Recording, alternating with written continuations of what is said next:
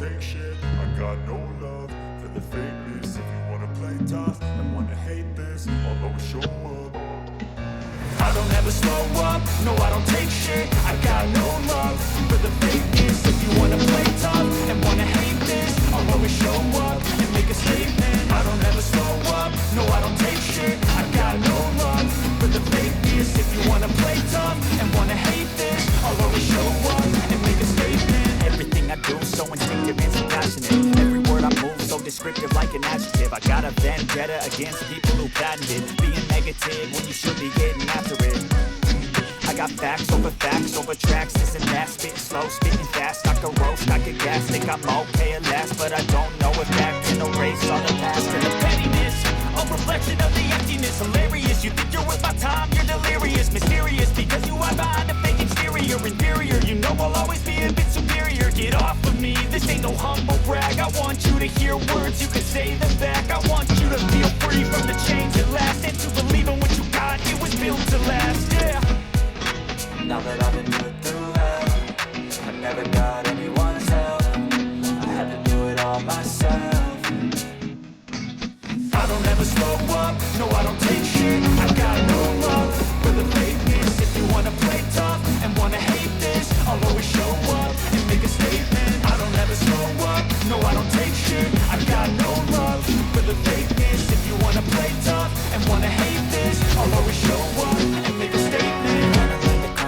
I'll be incompetent. Mental health is confidence, dreams into modestness. I'm not here to save the day, that's for you to take away. I could play a million mind games, but instead of say something not illogical, something that is topical. Rub it on and watch it go, make yourself unstoppable. Dreams are irresponsible, but they're always possible. If you just believe, you could be so remarkable. Thoughts in my head, a collage and they spread. I'll be great one day, going.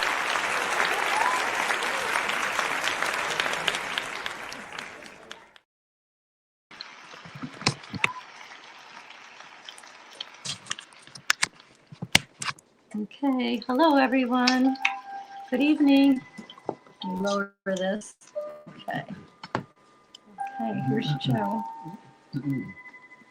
Hello. And where's mine? Did we? Oh, here's one. Just getting our mics on. Can you hear us? Testing, testing. Hello? Hold on. Let's see. How come our picture's so small? I don't know. Gotta. All right, hold on while we adjust this. There we go. Thank you. Got it. Okay. I think I'm on. That's bigger.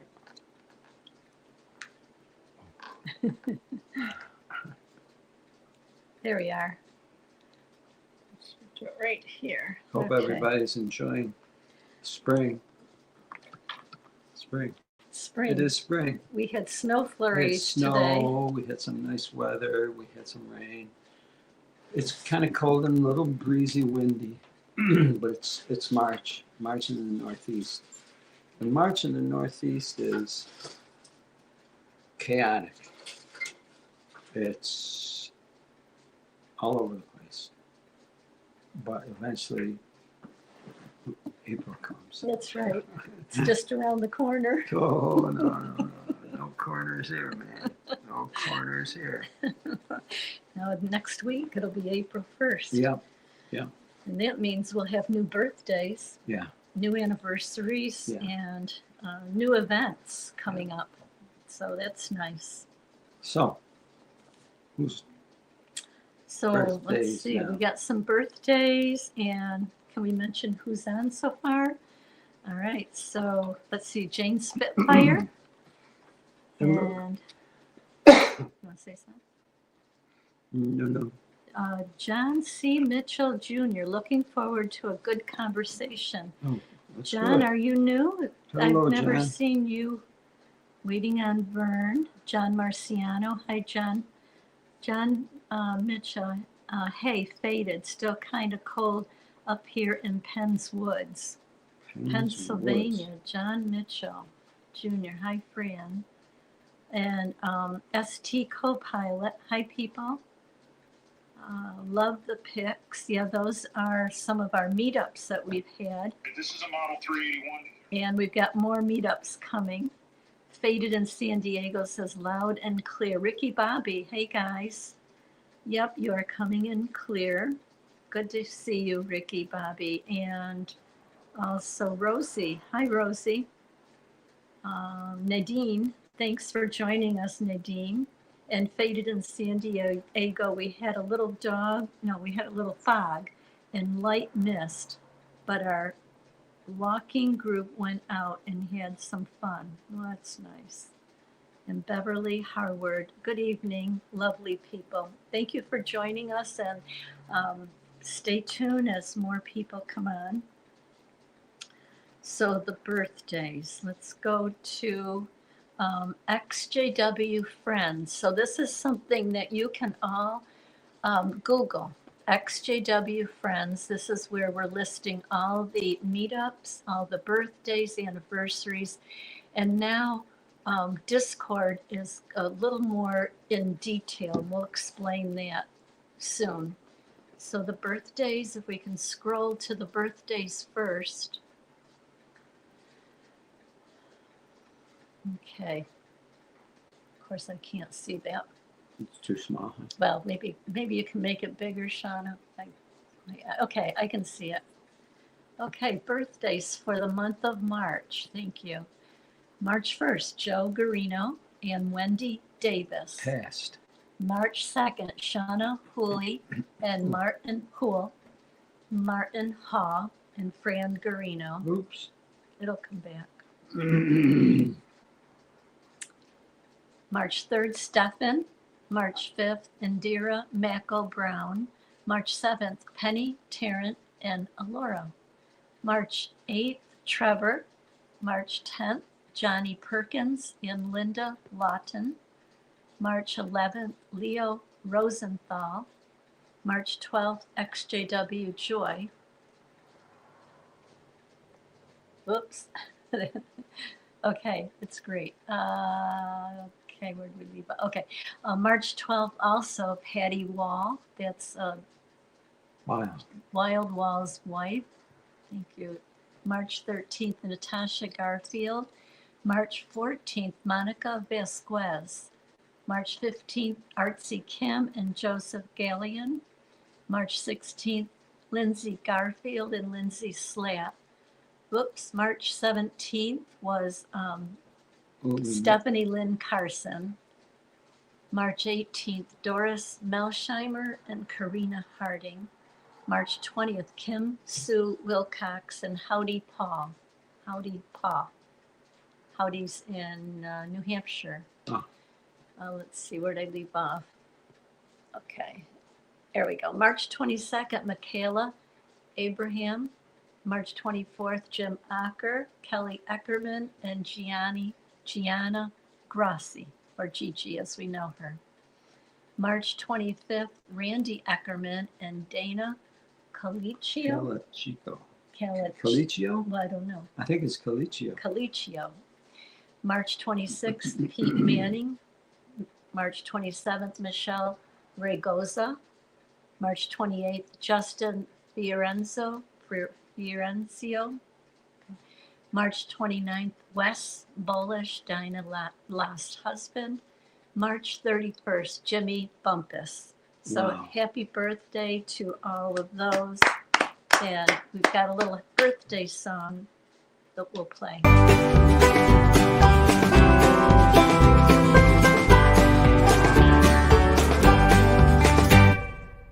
Happy birthday! Happy birthday! Okay, that was the birthday song.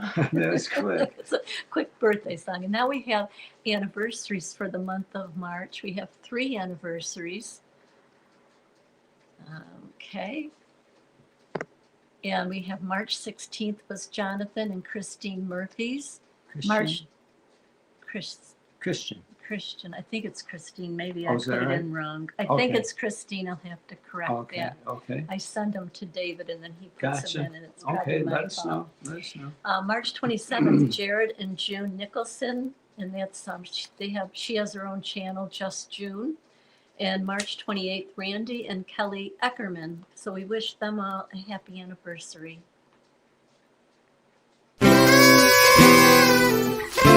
We're about to have a beautiful time. About to throw a party tonight.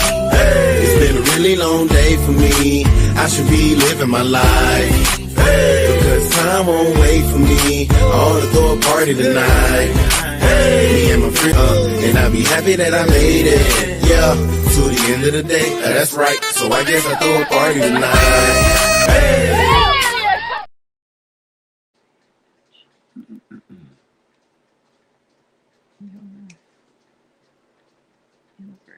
And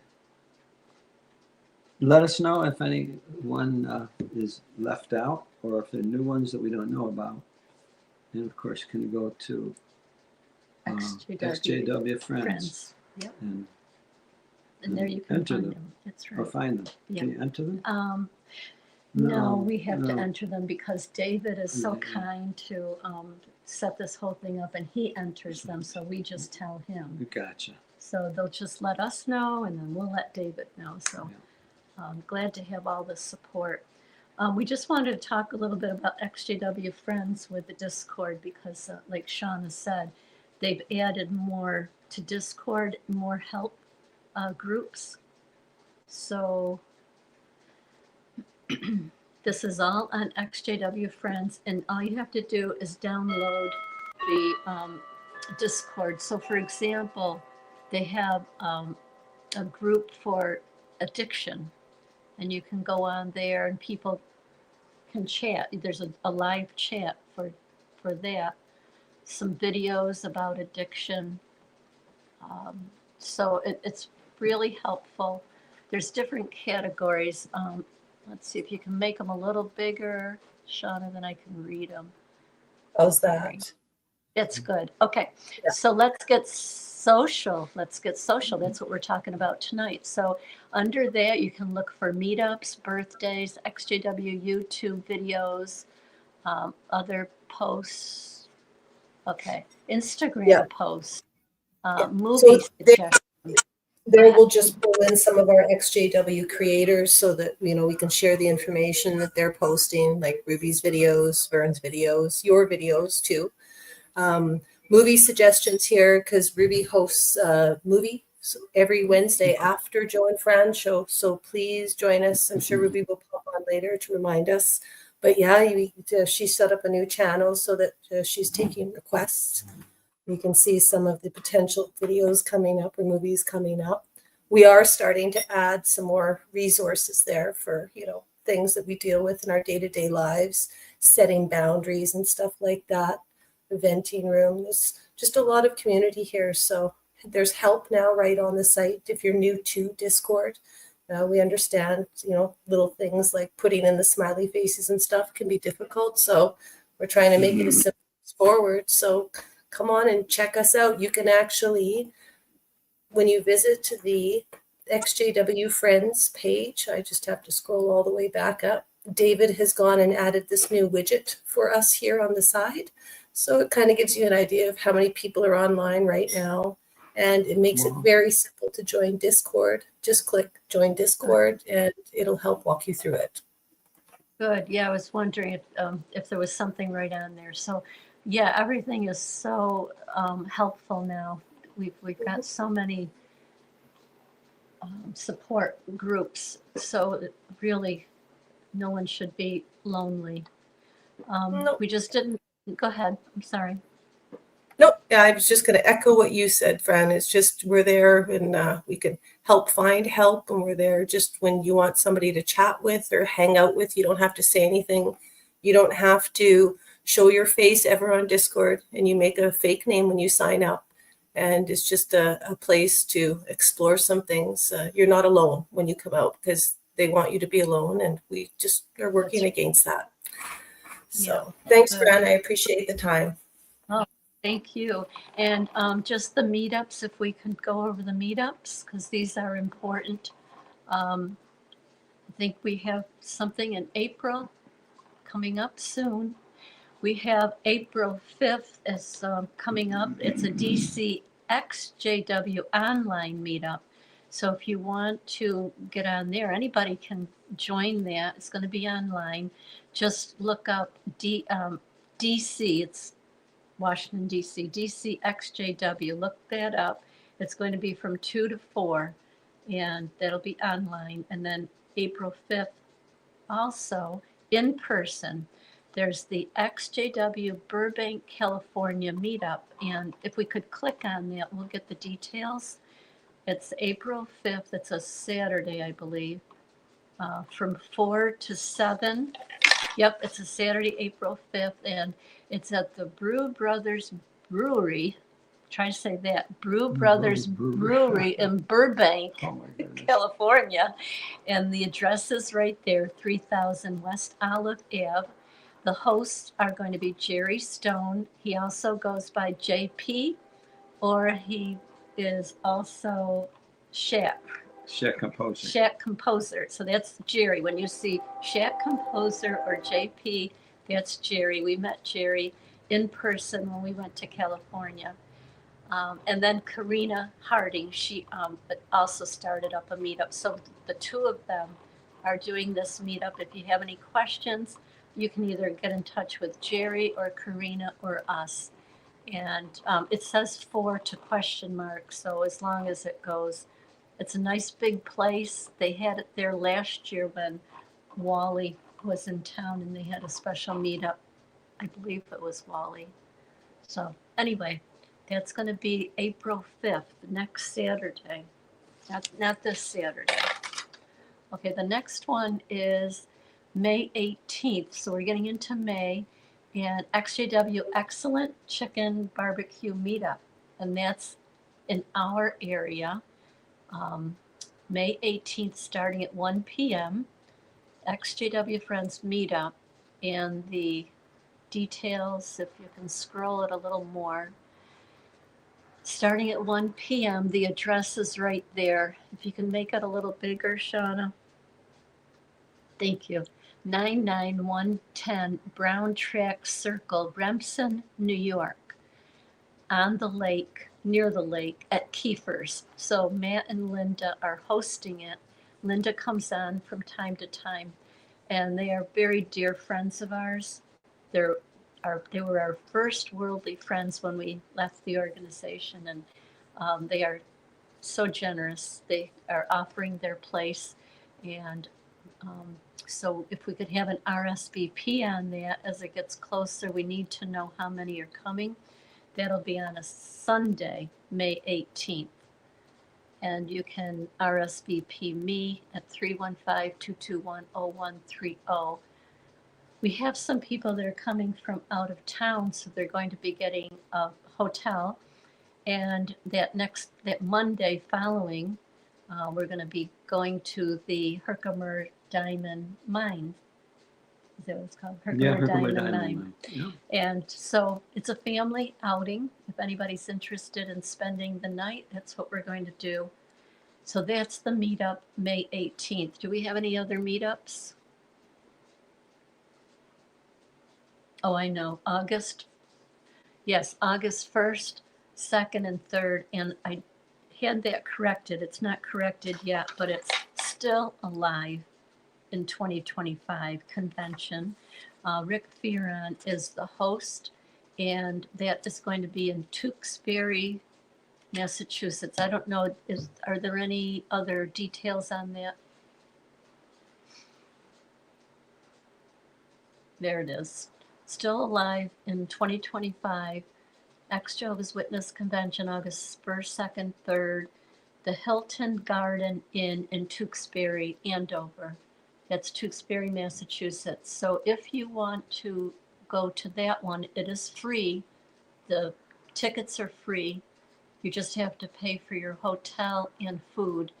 And the way you get your ticket is just email Rick at jwworldnews@gmail.com. It's, yeah, you don't have to, I don't know, someone was having trouble getting the ticket on the website. So just email Rick at jwworldnews@gmail.com and he'll send you a ticket. It'll be through an email. And we will be there, and we know a lot of friends are going to be there, so we hope to see you there. We'll be talking about that until it arrives in August. Anything else? Those are all the meetups, Sounds birthdays, anniversaries, and Discord. Sounds good so Okay. far. Okay. Well, I've done a lot of talking. I'm along for the ride. Now Joe's going to talk, right? Yeah. About the social confidence. Yes. So many of the friends have been doing so many things that they haven't done before. Friends who've come out because obviously the tends to be for many the activities, social activities in, I'm going to say the world, in our world, in this world, our world, is for some has been a challenge because the society unfortunately sets up the idea of the world as a scary place, a troublesome place, a wicked place filled with people that would be bad association. That's a good one. See, so right off the bat, if they don't worship their Jehovah, they would be considered bad association. So right off, there's the impression that anything that you do outside of the organization is trouble. And it might even be a sign of faithlessness, unfaithfulness. Or if it's not unfaithfulness, maybe it's just risky. Or it may, in your mind, be dangerous. Beyond that, it may just be something you're not familiar with. So anywhere you go, the thoughts of engaging in anything out in society, which is the world, we'll call it just society, where we all live, might be presenting some anxiety for people. And we've heard so many people say and express that they what they call having anxiety issues or social anxiety. And I'm sure to an extent that's different for everybody. Maybe social anxiety for one person is different than social anxiety for another. And you have to understand, everyone, to some extent, suffers from social anxiety. Everyone does. It's not nothing that some person just has and the other person doesn't. We all do to some extent. And we have anxiety anytime there's something that we're not familiar with. And maybe we're worried that there's some risk there. So there's an anxiety. It's like you don't know, you're unsure, you feel unprepared, you don't feel like going forward, so you don't. If you do go forward, you have, feelings of apprehension, which is normal. It's absolutely normal to have those feelings. Everybody does. I do. Fran does. Everybody does. Some people to a greater extent than others. And the reality is that I suppose you could say a child, an infant that is just born, would be very anxious about coming out of the womb and now into this place with bright lights, noises, and it's cold.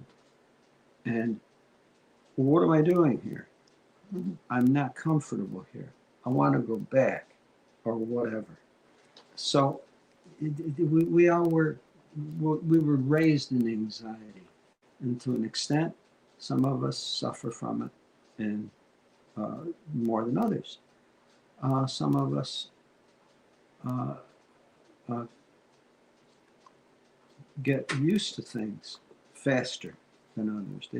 Maybe they're more interested for some reason or another. Maybe it's because of our nature. Maybe we're very sensitive hearing, sensitive eyes, sensitive feelings.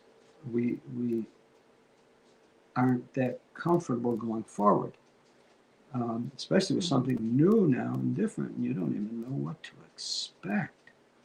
Oh my goodness, what's it going to be like? I don't know. I might feel threatened. I might feel that someone just ignores me, or maybe they'll hurt me. I don't know. I really see, and that's the problem.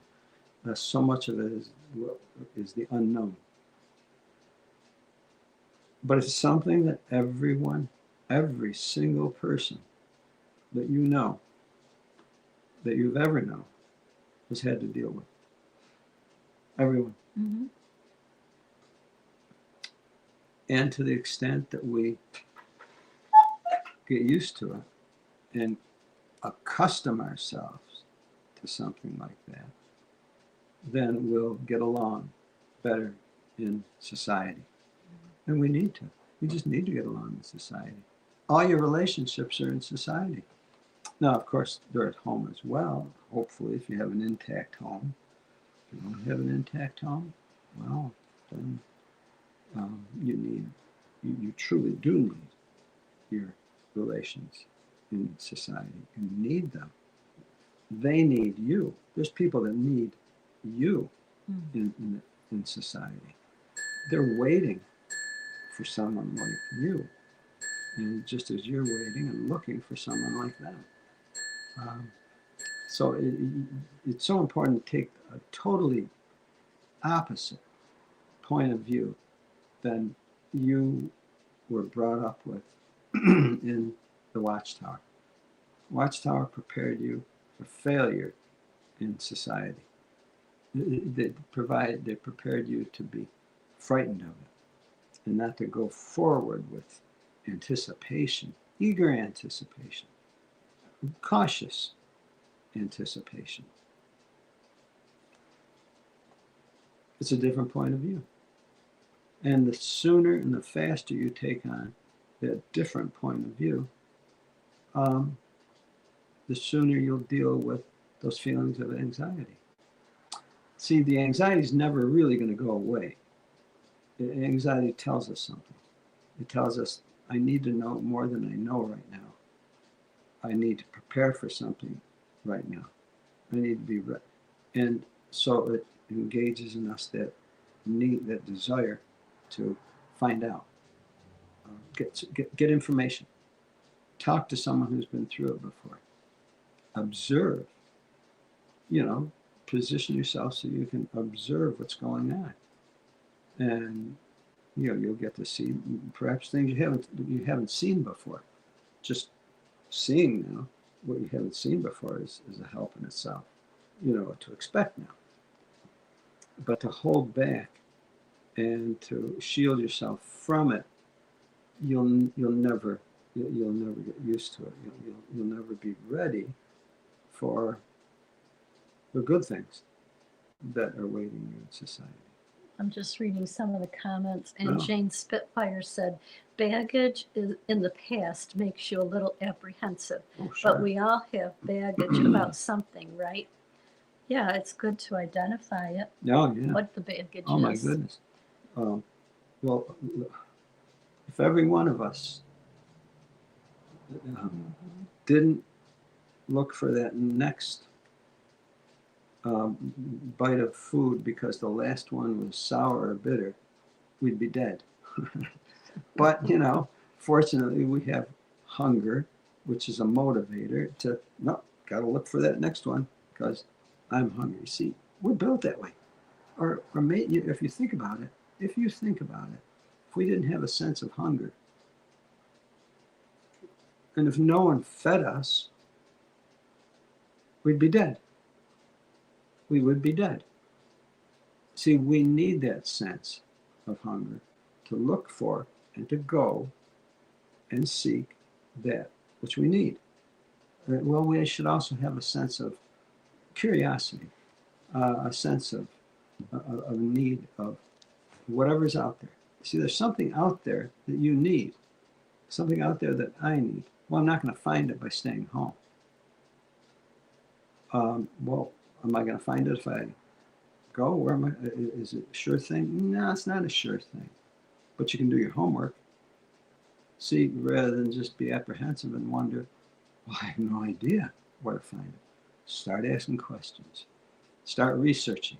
See, you didn't research in the witnesses because they made it seem like doing research outside of their organization was a sin. It's not a sin. It's your life. It's your life ahead of you. It's something you need to do. If you were lazy about doing research in the organization, well, being lazy now is going to keep you in that state of anxiety and lack of knowledge and fearfulness. The more you research, the more you find out, there's something out, there's something, I'm interested in that thing. Wow, I never heard about this. Mm-hmm. That sounds interesting. Mm-hmm. And so we are motivated for it. And, no one has to do these things on their own if they don't want to. Right. Some of us do. Mm-hmm. In fact, some of us say, well, look, I'll help you. Mm-hmm. Let's go together and do this. Or just go someplace and watch. Just, stay out of the way so you don't get run over or whatever. Where you feel safe and not obtrusive. Just watch. Just observe. See how people function. Listen. And that's how most of us do. Mm-hmm. There's a saying that says you fake it until you make it. And that's not a dishonest thing. What it is, it means you're putting yourself in a situation and you're doing what you perceive, what you see as being the right thing, the helpful thing, and you keep adjusting it until it goes together and synchronizes with the things around you. And you find out that, wow, I never thought I could do that. Never did it before. But now you positioned yourself to do it. We have tremendous capabilities.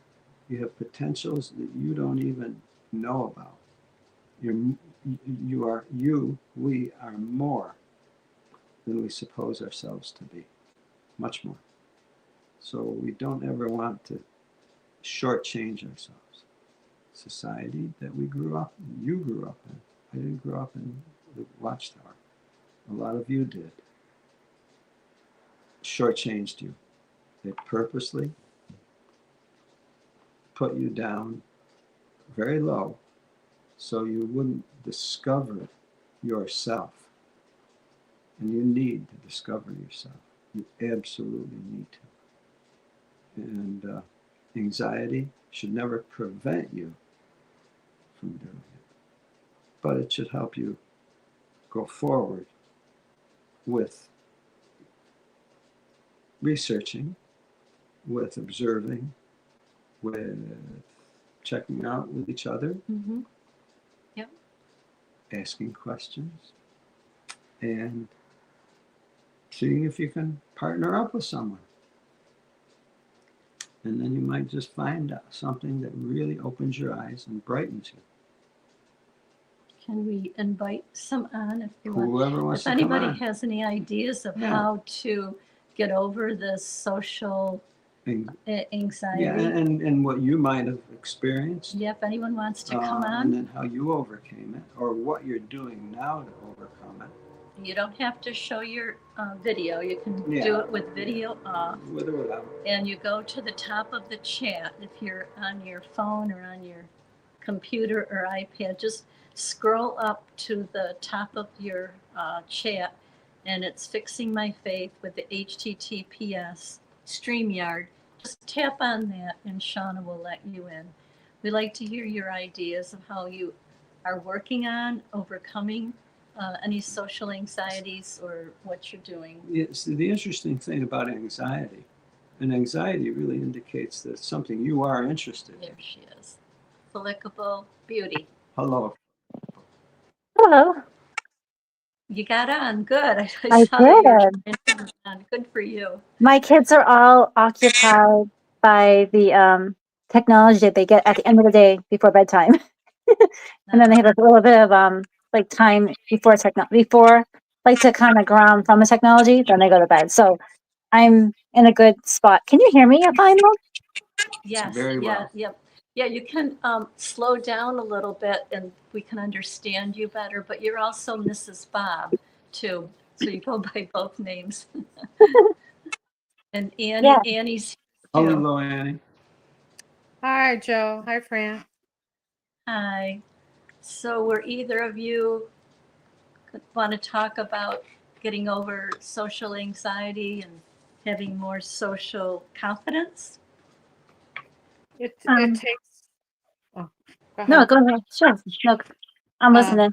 I was to say it Okay. takes practice. It wasn't too much of a problem for me, but I do know that a lot of people do suffer from that. I think one thing that helped me was I stopped looking at non-witnesses as bad people. Mhm. We all live on this earth. We're all Yeah. humans living on this earth, just trying to, well, not to be negative, but to go from the womb to the tomb. And in the middle, we're trying to live our lives. And the average person, the average family, is just trying to do just that. They're not that much different than we are, than we ever were in reality. Great So point. Great point. Annie.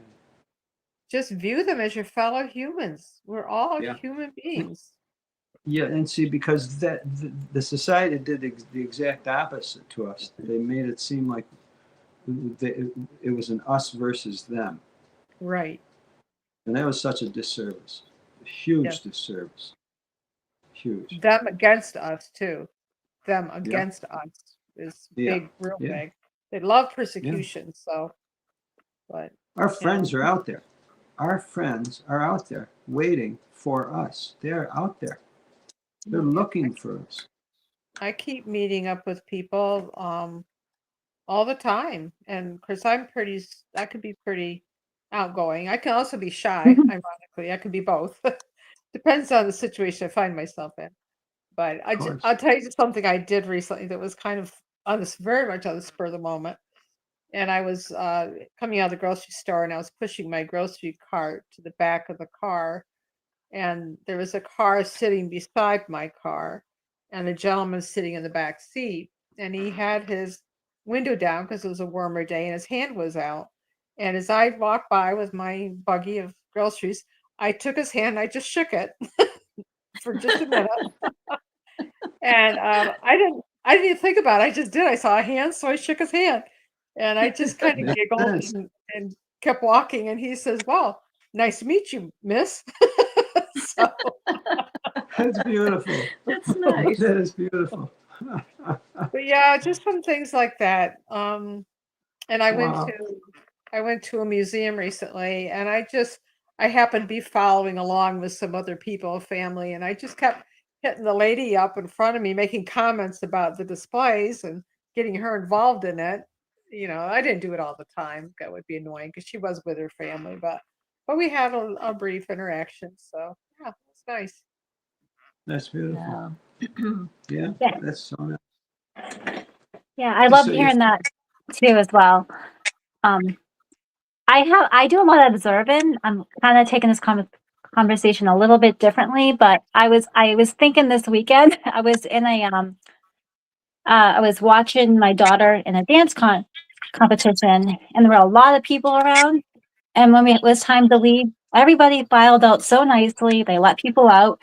And I was thinking back when we had the conventions and how I want to say the word prideful we were of ourselves for getting all the attention. Like the police officers appreciated how like calm the Jehovah's Witnesses were and like cooperative. But I'm like, this isn't just happening in Jehovah's Witness groups. So a lot of people tend to be that way.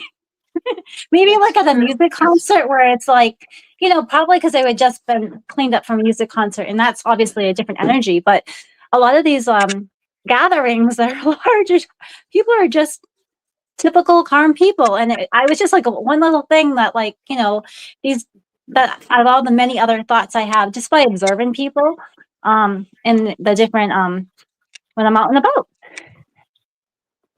That's Yeah. very nice. So in most cases, we're going to find out and realize that people are just like you. They're just like you. And, you know, they have their anxiety and wonders too. Mhm. So, you know, we meet them halfway. You know, you think about that. Well, you extend yourself halfway to help the other person to extend themselves halfway. We have a one of our local friends. She texted me today, and she said last week 2 witnesses came to my door and left the memorial invitation. I didn't open the door. One of them was Sister so and so. The other, I don't know her last name, but was from my son's congregation. And I said, Sister so and so is always very nice. She said, yes, she is, but I didn't like receiving that invitation. It made me very uncomfortable. And then I said, I understand totally. Anxiety, that's what provoked me. The invitation of memorial. I hide from them like I have some sin. Thanks for this episode. Yeah. So we appreciate her writing in and letting us know. So yeah, there's certain things that do trigger us. You know, if we're driving by a Kingdom Hall, I usually get triggered because I just get so angry and I just wish we had never gone.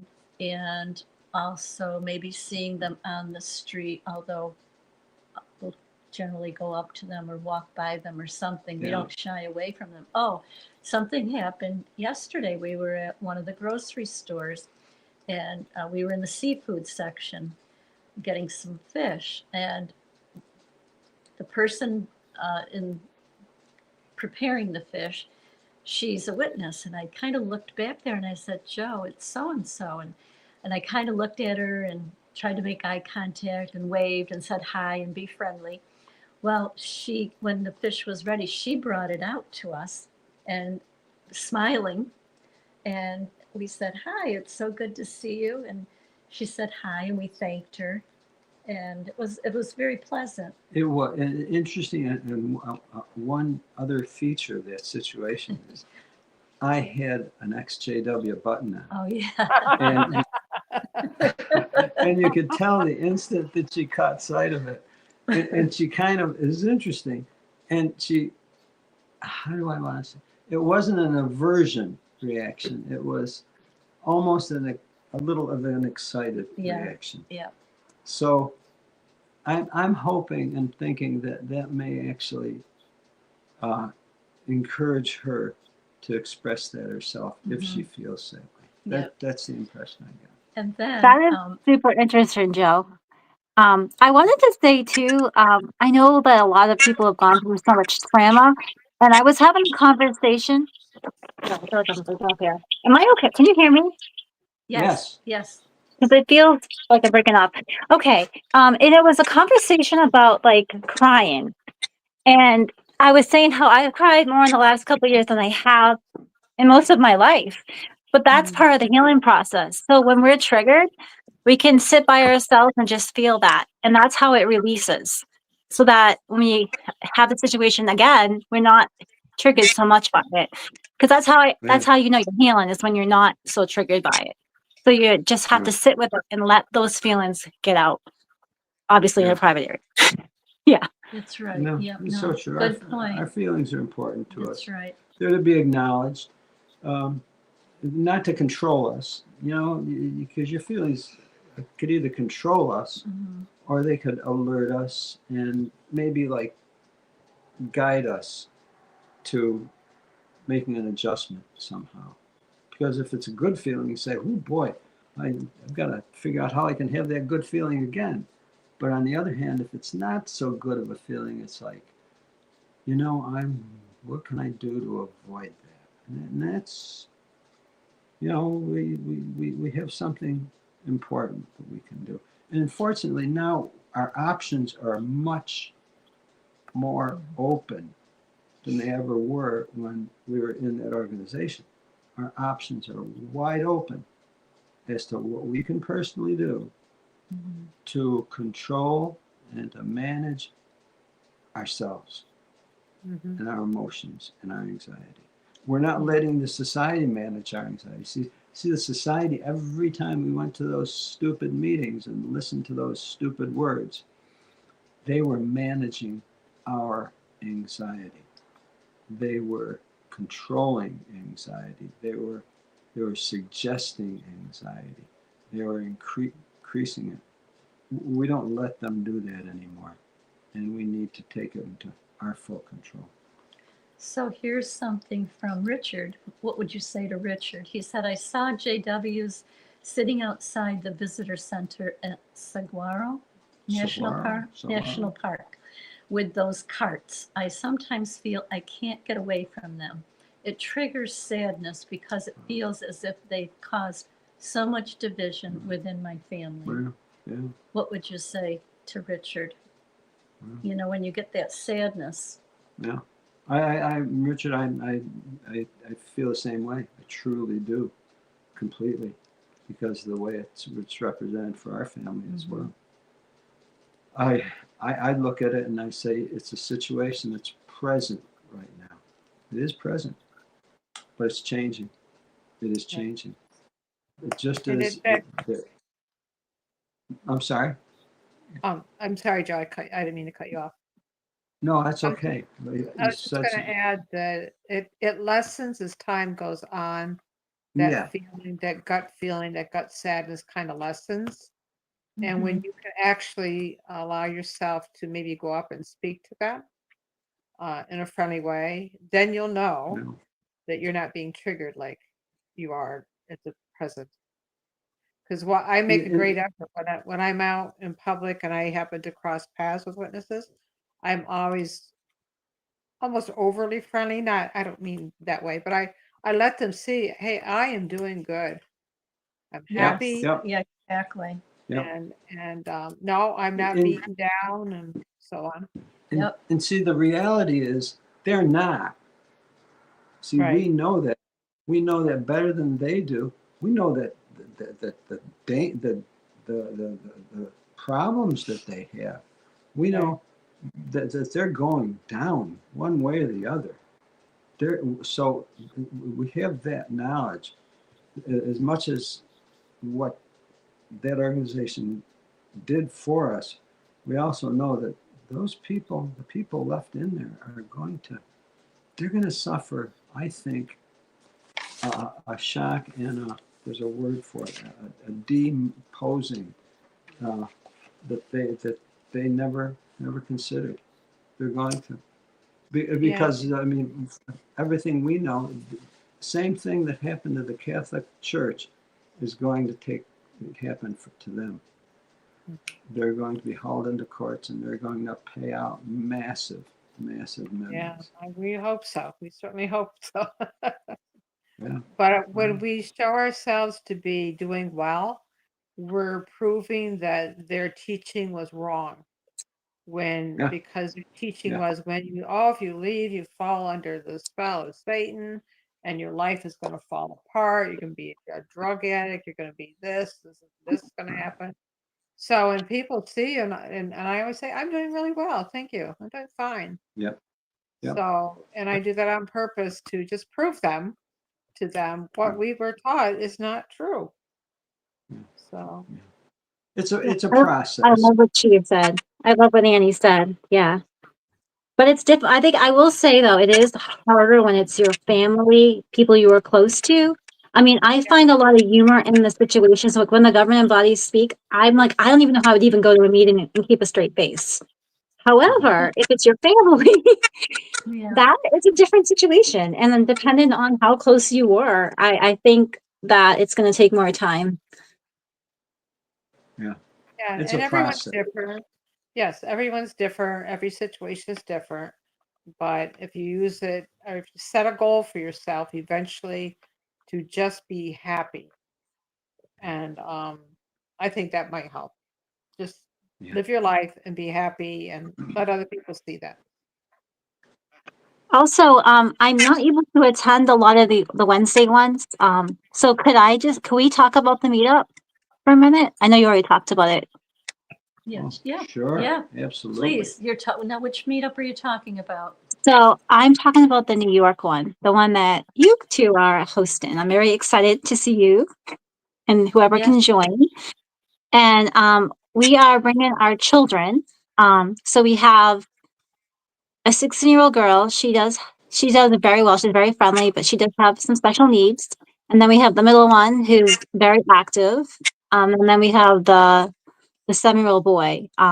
So he's very excited to look for crystals. We're gonna go to the meetup on Sunday, and then on Monday we're gonna go get crystals at that mine. And Fran, you're gonna have to tell me how to pronounce that. Diamond mine. Yep, and we mentioned that, but I'm glad you brought it out again. Yes. Because, yeah, we are having children there. Annie's planning on being there. So you're going to get to meet her. And of course, San Diego is coming all the way from San Diego. That's the reason why we're having the meetup when we're having That's it. amazing. Yeah, that's really awesome. And Dinah Lost is planning on coming, and she's got 2 daughters. I told her about the diamond mine too, in case, they wanted to stay overnight for that. I know they're planning on staying overnight because they're coming a distance. Yeah. So, Yeah, that hotel that you recommended is super affordable. So the Red Roof, That's- yeah. the Red Roof Inn in Herkimer, it's right off the thruway, and then it's not far from the Herkimer Diamond Mine, and then it's a little bit of a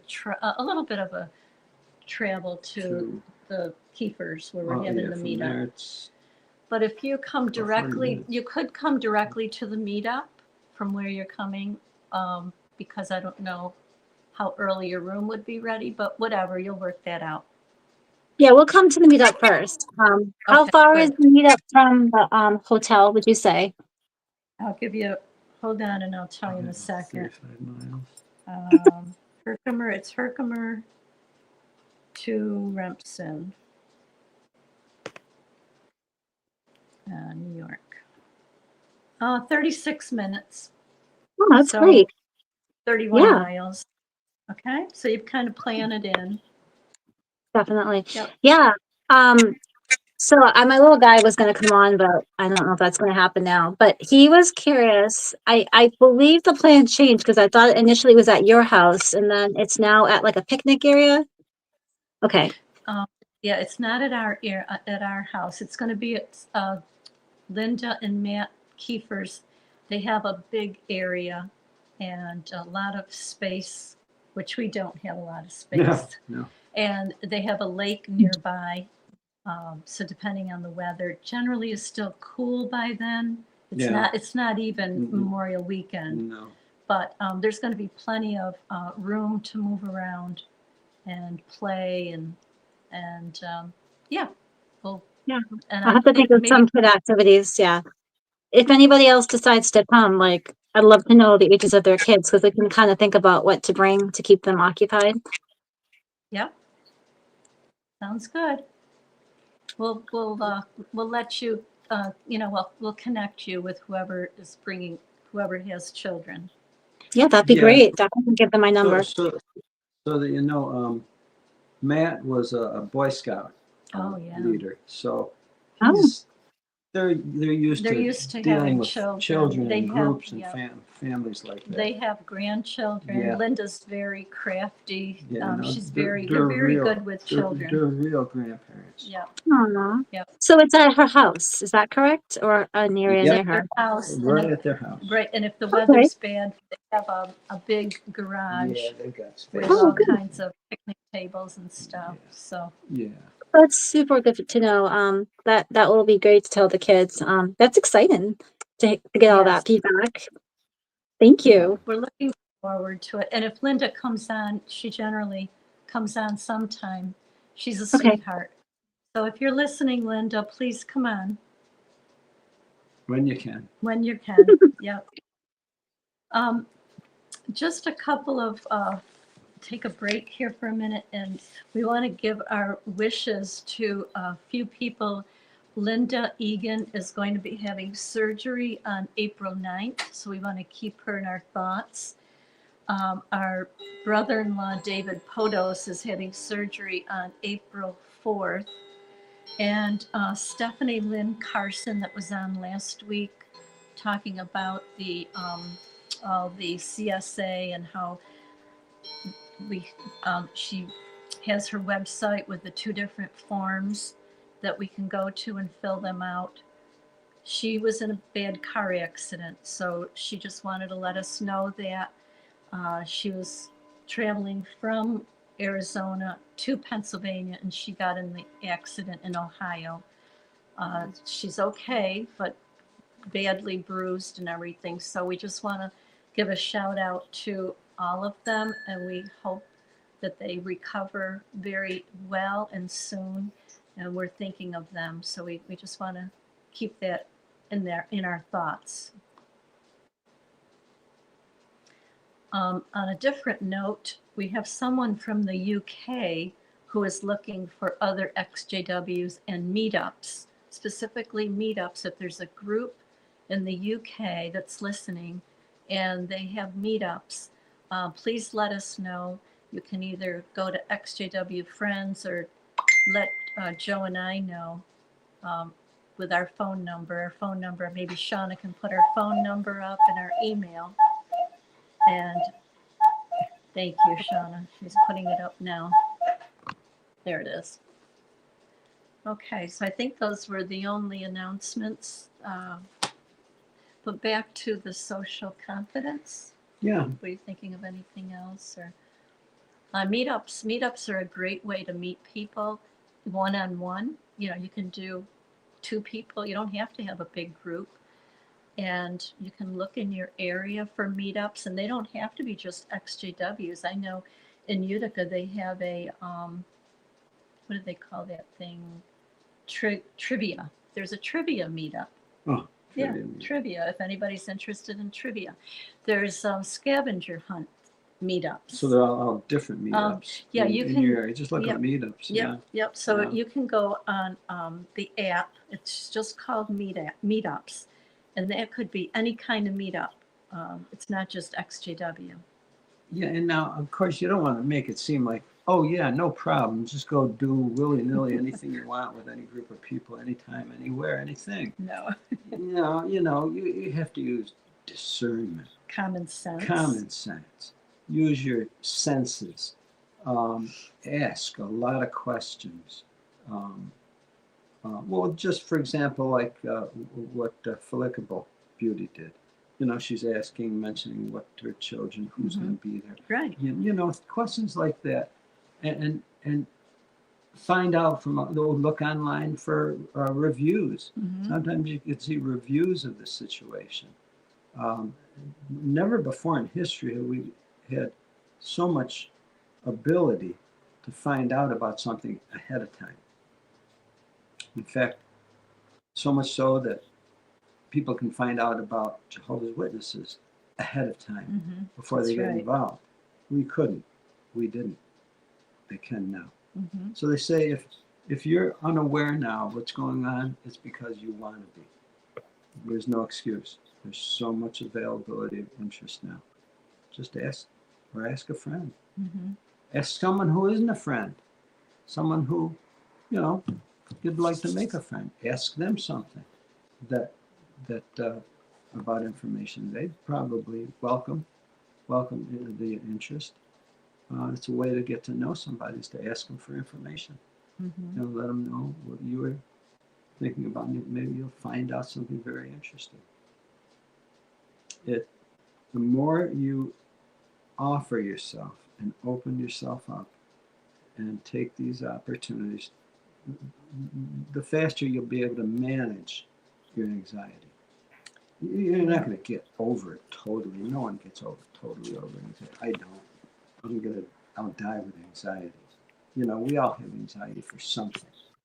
But to be able to manage it and not let it be an anchor that holds us back, we don't want that. We don't want that. And reality too, we received a lot of training as a witness through the school and through our door-to-door ministry. I mean, the two hardest things to talk about are probably religion and politics, and yet we went knocked on total strangers' doors, not knowing what was behind that door, and the smile on our face, we started conversations. We controlled the conversation, and we ended it. So we had a lot of good training. So if we can take those skills and use them in our everyday life, then that will help us with our confidence. And that's gonna be the most adversarial or opposite type of situation we would ever expose ourselves to.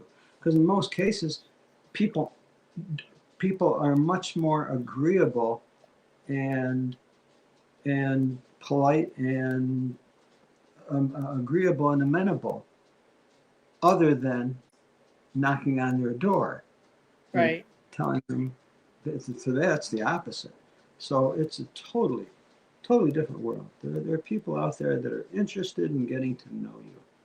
There are beautiful people. Yeah, good people find good people, because good people are looking for you. They're looking for good people. They are. It's everything we found. Everything.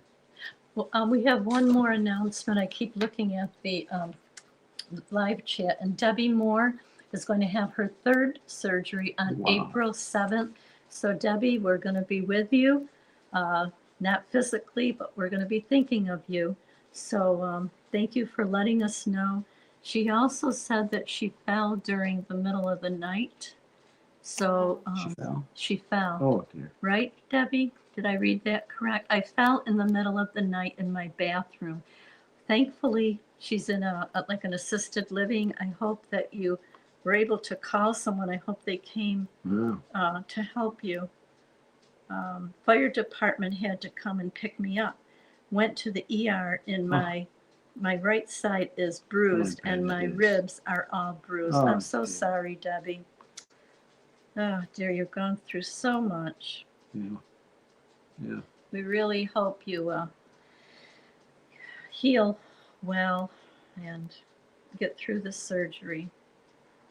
And don't do whatever you did to fall. I know. Whatever you did, don't do it again. Yeah.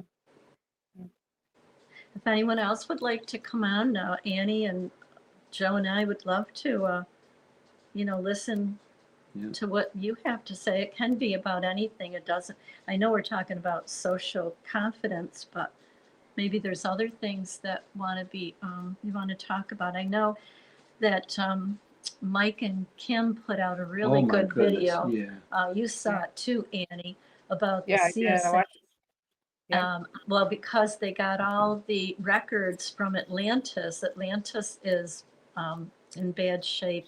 He's just about ready to die, but his daughter, Petra, sent Mike and Kim all of their notes. So what Kim has been doing is sending all of those records to the investigators that we were talking about last week with Stephanie. So it's amazing how many were from Massachusetts. Yeah, oh boy. They had all these different Massachusetts congregations, and I'm sure Rick is going to be talking about it. So many pedophiles there. If Rick calls Massachusetts or Boston or whatever the apostate capital of the world, they were making it seem like it's also the pedophile capital of the world. Yeah, it seems that. So, but it's so hopeful now because so much information is out, and it's as if they're ready. They're ready, and I can't help but feel that it reminds me so much of what happened to the Catholic Church when the government was ready to pounce on them. It's looking hopeful. It really is. If you haven't seen that video, go check it out. Yeah, I see Gigi is in the chat. Culty said, I started watching that video today. Got to finish it. Yep. Absolutely. Finish it. So the word is getting out. And Shauna, if you have the website again, just for review, Stephanie wants to come on when she's feeling a little better just to keep the momentum going. But it's called World Organization Welfare. Wow. That's the website. And if you go on that website, it's going to explain, how you can be part of this investigation. So if you click on it, okay, and you go down to, it explains it. There's 2 PDFs. One of them, if you can make them a little bigger, Shauna, please. My old eyes. So the first one is the attorney client intake form. They're for all groups. And anyone that has been sexually abused, you can fill this one out and send it. The second one is the petition for redress questionnaire. Thank you. This one is open to anyone, anywhere in the world. The first one is just for the United States, but the second one is anyone in the world. If you knew of a crime, if you were part of it, if it was your son or your daughter or your granddaughter, if you knew about it, if it was your neighbor, you can fill that one out. And this information is going to the investigators. It's all kept private. So has anyone had any problems getting those PDFs? I'd like to add something here if I can, Fran. Anybody that goes in to fill that form out will notice that it is not a PDF fillable form because they are using these forms with your original signature and handwriting on them to submit to investigators. And if so, they will be passed up along the chain amongst lawyers and stuff. So that is why it is a form that you have to download, fill out, and mail in because they need your original signatures on it. So there is that. It's a little bit of work, but here's your chance, guys, to be heard. So take the time, fill it out, and good luck. Great. Thank you, Shauna. It's taken a while for this to happen. It's normal for it to take this long. I mean, it did the same thing with the Catholic Church because people knew for decades what's going on. But then all of a sudden, the hammer came down. And now we know from people that we know who are involved in the Catholic Church, they say they are paying out millions of dollars, millions. And that's, I'm fairly confident that the same thing is going to go the way with those witnesses. Looks like Gigi Gail has joined us, and Gail is from Massachusetts. Hello, Gail. Hi. Yes, I am. There was a horrific case in Massachusetts last year in Springfield, Massachusetts. He received a 20-plus year sentence. And the most disgusting thing about this, he was in Georgia, and he was in prison in Georgia for the same charges that he received in Massachusetts. And this is what bothers me about the organization. They don't do background checks on anybody. They should do them on all elders and ministerial servants who join them to do a background check on these people, because I think that would help a lot. I just want to make a comment about confidence, if I could. having confidence, being a witness, was very difficult because if you failed or made a mistake because they had such high expectations of you in that religion, so it made you feel really lousy about yourself if you didn't meet their expectations. So you kind of confidence was kind of squashed.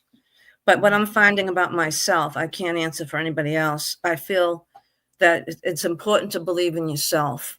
And the more you believe in yourself, it helps you to become more successful. And you don't compare yourself to others like they were always comparing us to the pioneers or whatever. And secondly is to be kind to yourself and try not to be negative and put yourself down, and surround yourself with others that are loving and are kind, because it helps. And you want to be with the best people because it'll bring out the best in you when you surround yourself with people who love you. So that's my comment. Yeah, basically, if we need to just do the opposite of everything we might have been exposed to in the Watchtower. In other words, if those negative ideas come up, those are the things we have to just put them away, get rid of them, move on to something different. We have to do that. It's almost like recognizing, I've got to stop eating sugar in the morning for breakfast. I've got to, if that was your constant diet, now you're going to have to avoid that. And the same thing with the thinking. Any of these, the thinking that Watchtower implanted in people, you're going to have to purposely recognize it and say, no, put that aside. I'm not thinking that. There are so many better ways of thinking. Just go online. Just look up something about building a positive attitude, or socially, being socially confident, or anything other than the witnesses. Because frankly, everybody is in the same situation as you are, as we are. That's true. Yeah, they're in the same situation. So we're actually going to be, you think of it, we can actually be like an assistance to them in their anxieties. We don't want them to be anxious around us. We don't.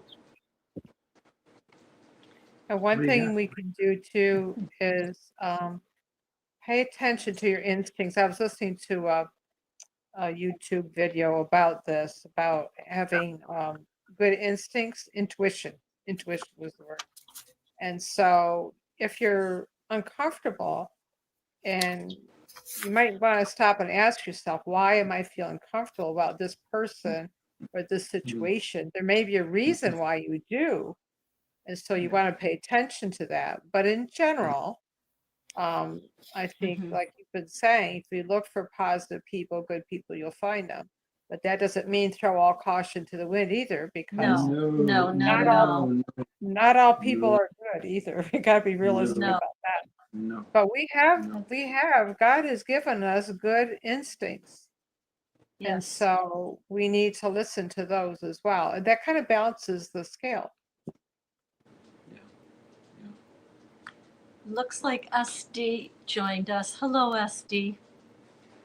Washing in the wind.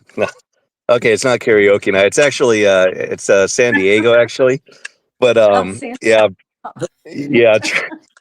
trying out the Zoom on my phone, so I've never tried it before, so I'm getting a few pointers. But the I like the subject matter. It's talking about like building your own confidence.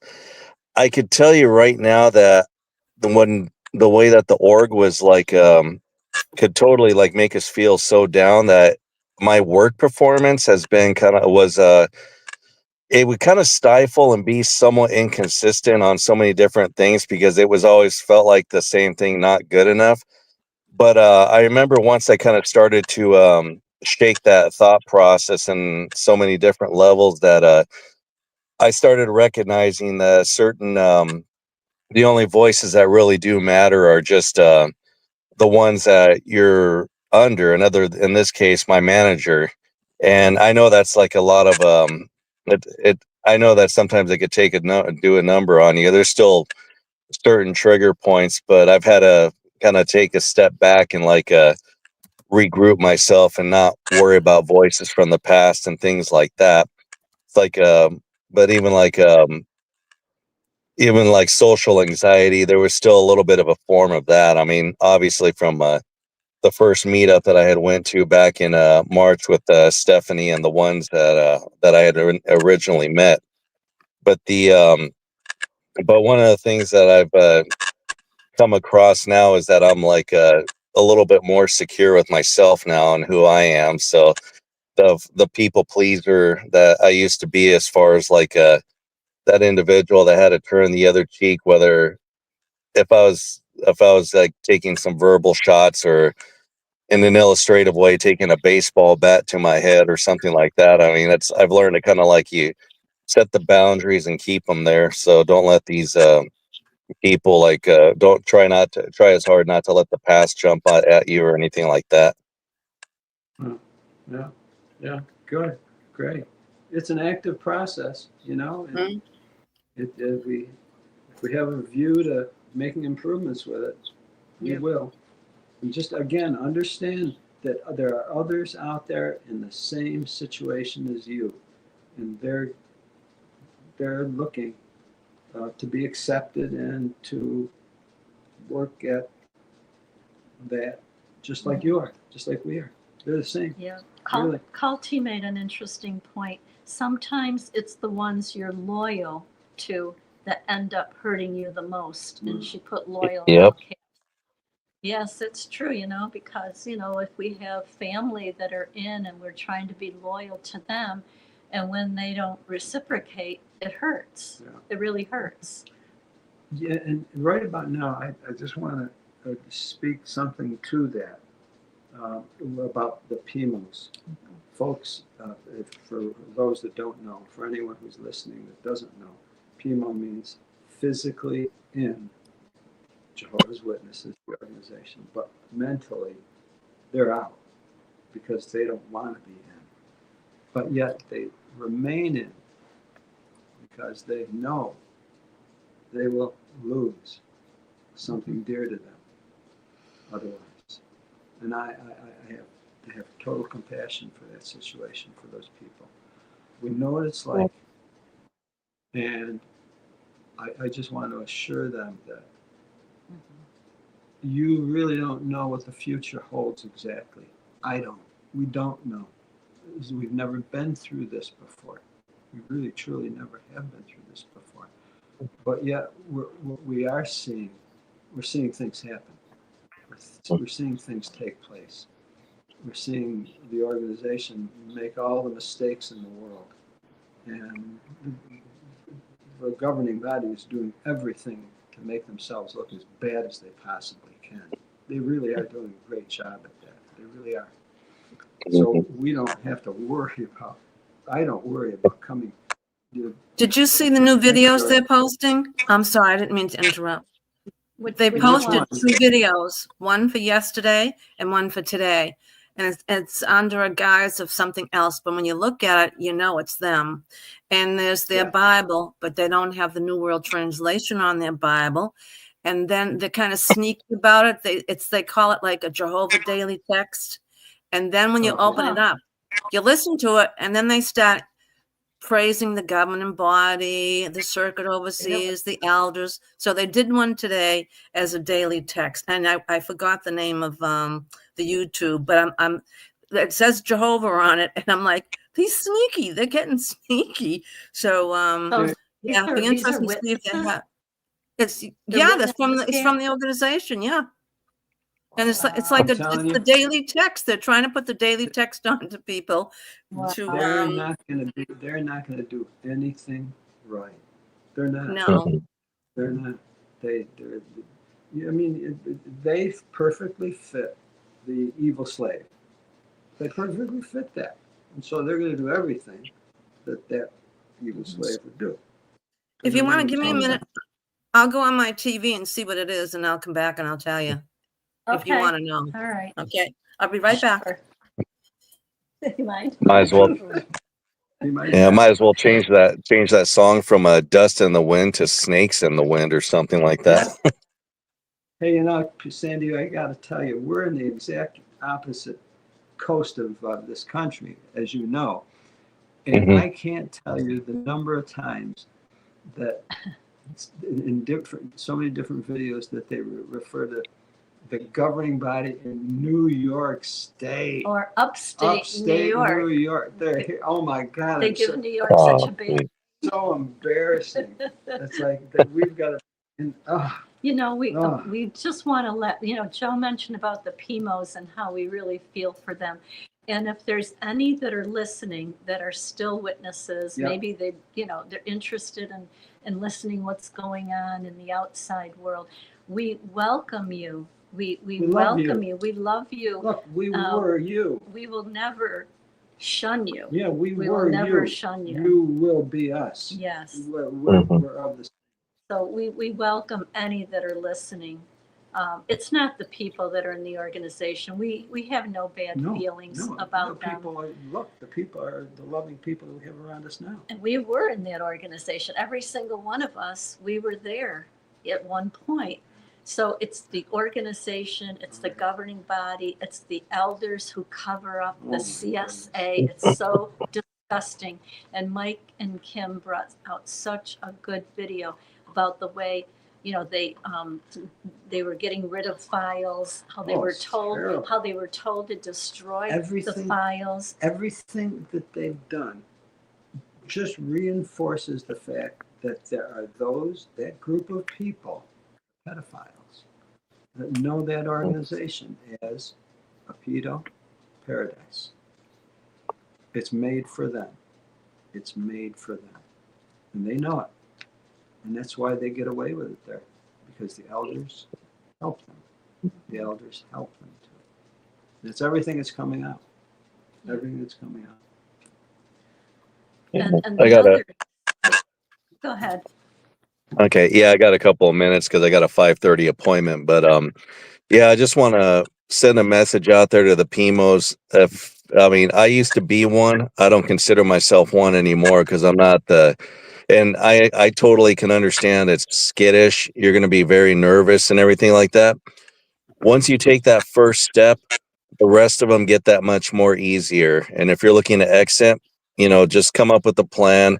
There's always going to be those people out there that say, don't be PMO, just leave, don't fade, just leave, or whatever like that.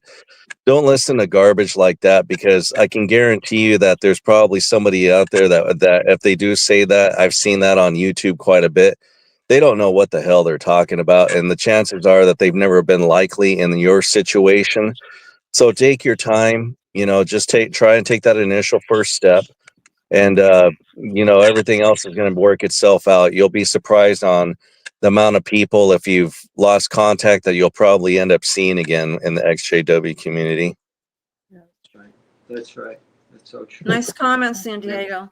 Thank you. Yeah. All right. You all have a good evening, though. Love you all. Good night. I found it. Coming on. It's the daily text, and it's animated. It's called the Daily Animated Text, and it's Examine the Bible Animated. They had one for Monday, Tuesday, and Wednesday, and it's definitely the daily text.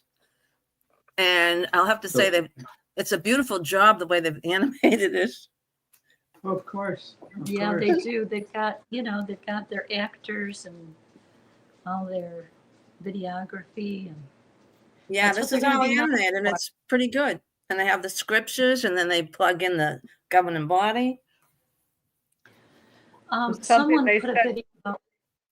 Thank you. Somebody put a video out recently about emotional songs. Who was it that put that out?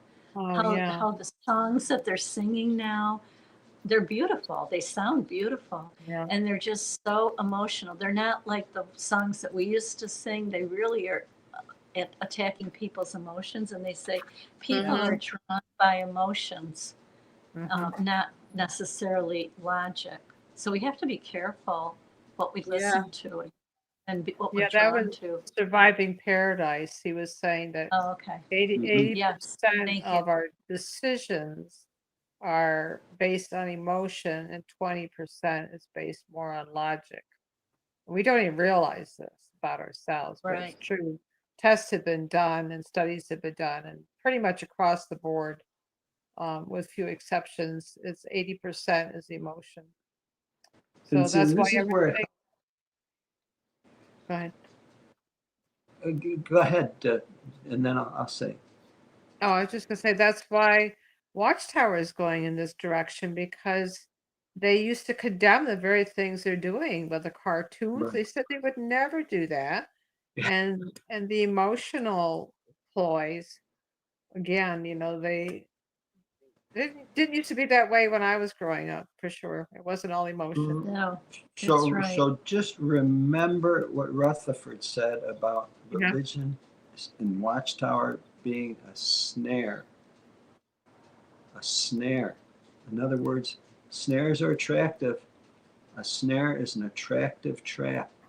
You go for it because it looks nice and sounds nice and smells nice, but yet it's designed to hurt you. And that's where we have to be aware of that.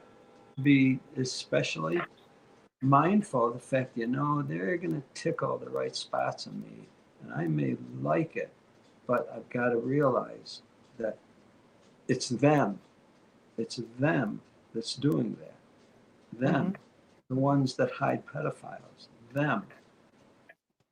And this is insidious. We just have to realize what we're dealing with. You're dealing with someone who's not like you. They're dealing with someone who's not like us. They don't love us. Ruby Quinn says social confidence takes years to develop, but it's hard for us to learn that when all we've experienced is passive aggressiveness. Want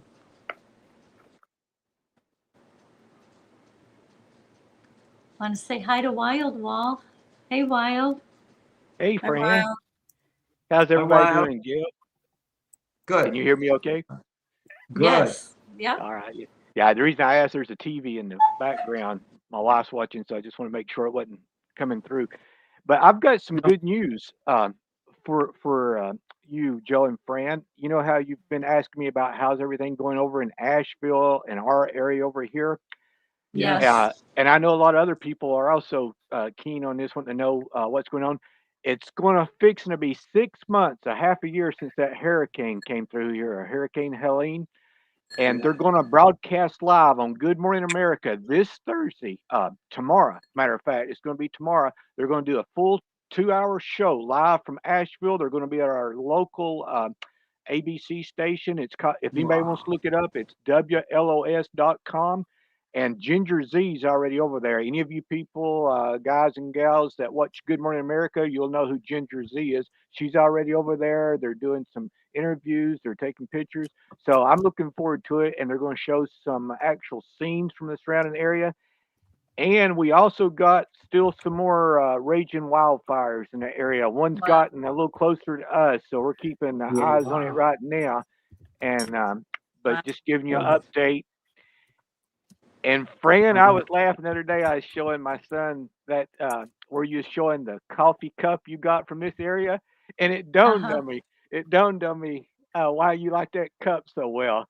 Not just because of where you got it, but I said, if you cover the last few letters on the Franklin, what does that leave you with? If you leave the first 4 letters, I was like, that's why you can't have Franklin without Fran in it. So me and him got a little, we was laughing about that. And I was like, now I know why Fran likes that.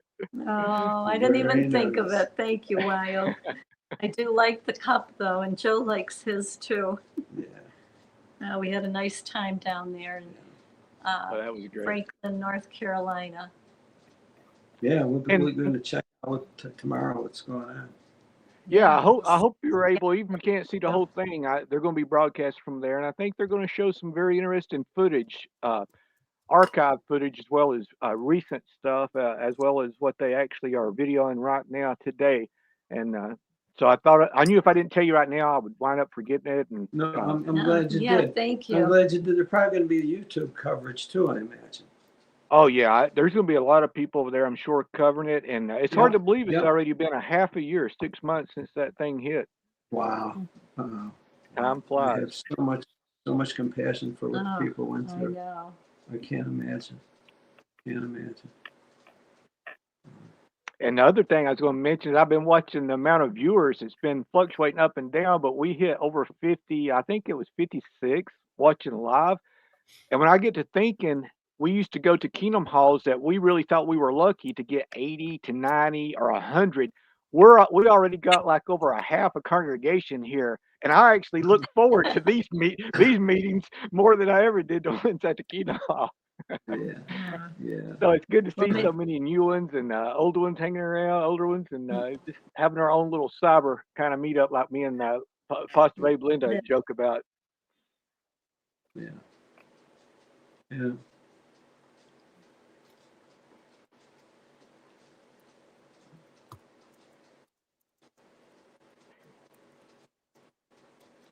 Every day is going to bring out something new is going to come out every day.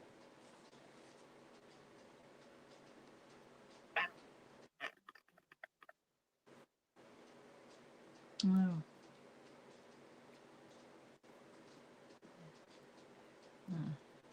Good to see so many in the comments too, different ones. Yeah, yes. Looks like, let's see. Oh, I was waving because, oh, what is his name? I forgot it now. We met him in Washington, D.C. Oh boy. He's on, or maybe he was on. I'm not sure if he's still on. Not Aaron. No, Washington with his girlfriend from the UK. Will. Yeah, Will was in the chat. We had Will and his girlfriend on, Vicky. Oh, I don't know, maybe 6 months ago they came on. It's nice to see people coming in and being friendly, knowing your boundaries. Oh, I was going to say, sometimes just because you're an XJW doesn't mean everybody's going to get along just hunky-dory. But People are people. I mean, there were people at the Kingdom Hall you weren't close to or you didn't like, and that's okay. It's natural. It's normal. Okay. You don't have to like everyone. No, you don't have to. No. You don't have to be best friends with everybody. No. But we do have to respect each other's boundaries and feelings. So, we appreciate the ones that come on, especially in the chat, and they are watchful of what they say because, people are very hurt. They've been hurt by the Watchtower. And so they're very sensitive to being hurt. And we don't want this to be a place where someone feels hurt because someone was just not thinking and maybe they said something. I know sometimes I say something and I'm not thinking. And that's the one side of it is true. On the other side of it, we need to learn to understand that we ourselves can do the same thing. Exactly. We ourselves can be guilty of being insensitive. Mm-hmm. So it's like, okay, I'll give you a pass. You give me a pass. We got to give each other a pass. If we don't give each other a pass, we end up, guess what? Disfellowshipping each other. Well, that's what they did. Yeah. We don't do that. No. We don't do that. We learn how to, understand each other, even though at times, that wasn't very nice. Well, that's what it is sometimes. But may I say something? Please. Let's face it, we're all here for a reason. We've all been wounded. And I was a PMO. It took me 18 months to leave. And recovery is different for every one of us. Some are just coming out. Some have been out for a while, including myself. I have completely moved on in my life. I have confidence in myself, and I'm proud of myself. But it takes time to get to that point because a recovery process is for the rest of our life. We're all recovering, and some do it at different paces. But To be unkind to one another, to me, is not acceptable. Yeah, sometimes you have a bad day or someone rubs you the wrong way. But what I learned in the mental health field, and this is good advice, let everything roll off your back. And then think, is this something you want to get in a fight over or lose a friendship over? Before you think before you act. And that my boss taught me that, and that was very helpful. Our first inclination is to respond and react right away, but you have to step back and think about it before. But in light of everything, we're here all for support and networking, and not to be judging one another, but we also have to be mindful of what we say, like you said it beautifully, Fran. So, Thank you. Yep. Thank you, I Gail. I want said to it second beautifully, what. too. Sorry, Fran. Go I want to ahead. Go second ahead. I want to second everything that Gail said. It's absolutely correct. Thank you. And we also have Stefan on. Hello, Stefan. You caught me just as I was putting a fork full of food in my mouth. Hello, everybody. I'm sorry. Take I'm your just time. I'm Take just your doing time. what I do best, right? Having dinner. Hello, everybody. I think I kind of missed the overall theme, but I do think that something that just kind of occurred to me today, if you don't mind me saying, I started the day off. I was reading a comment. I think her name is Rose. She's a regular contributor. And she reminded everybody of how the governing body allowed, I guess this was last year, allowed grown men to wear beards, allowed women to wear pants. And then somehow I missed this, but I guess there's some delineation on whether you can wear a tie or a jacket. I guess it kind of depends on the circumstance. Right. And so she reminded us of that. But what she brought out that was interesting, she said that now the governing body is actually clamping down on these liberties that they had given people. So now they're telling women what types of pants you can wear, telling men how to groom. Of course, telling men how to groom the beard that they just allowed you to have for the first time since last year. And I guess tightening down on when you can wear no jacket or no tie or whatever the thing is. And there's two things that I always think about this organization. One is that they're a cult. And two is how they infantilize their members. Now, this is the epitome of infantilization, telling a grown person what they can wear and can't wear and how to wear it. And the sister even mentioned that they had a picture. So if you can't visualize it, they even had a picture of how you can wear your pants and this and that and the other thing. That's the epitome of infantilization. That's the epitome of a cult that tries to dictate every aspect of your life. They are telling you that you can't dress yourself. You need us to tell you how to dress. You can't groom yourself. You need us to tell you how to do that. You can't think for yourself.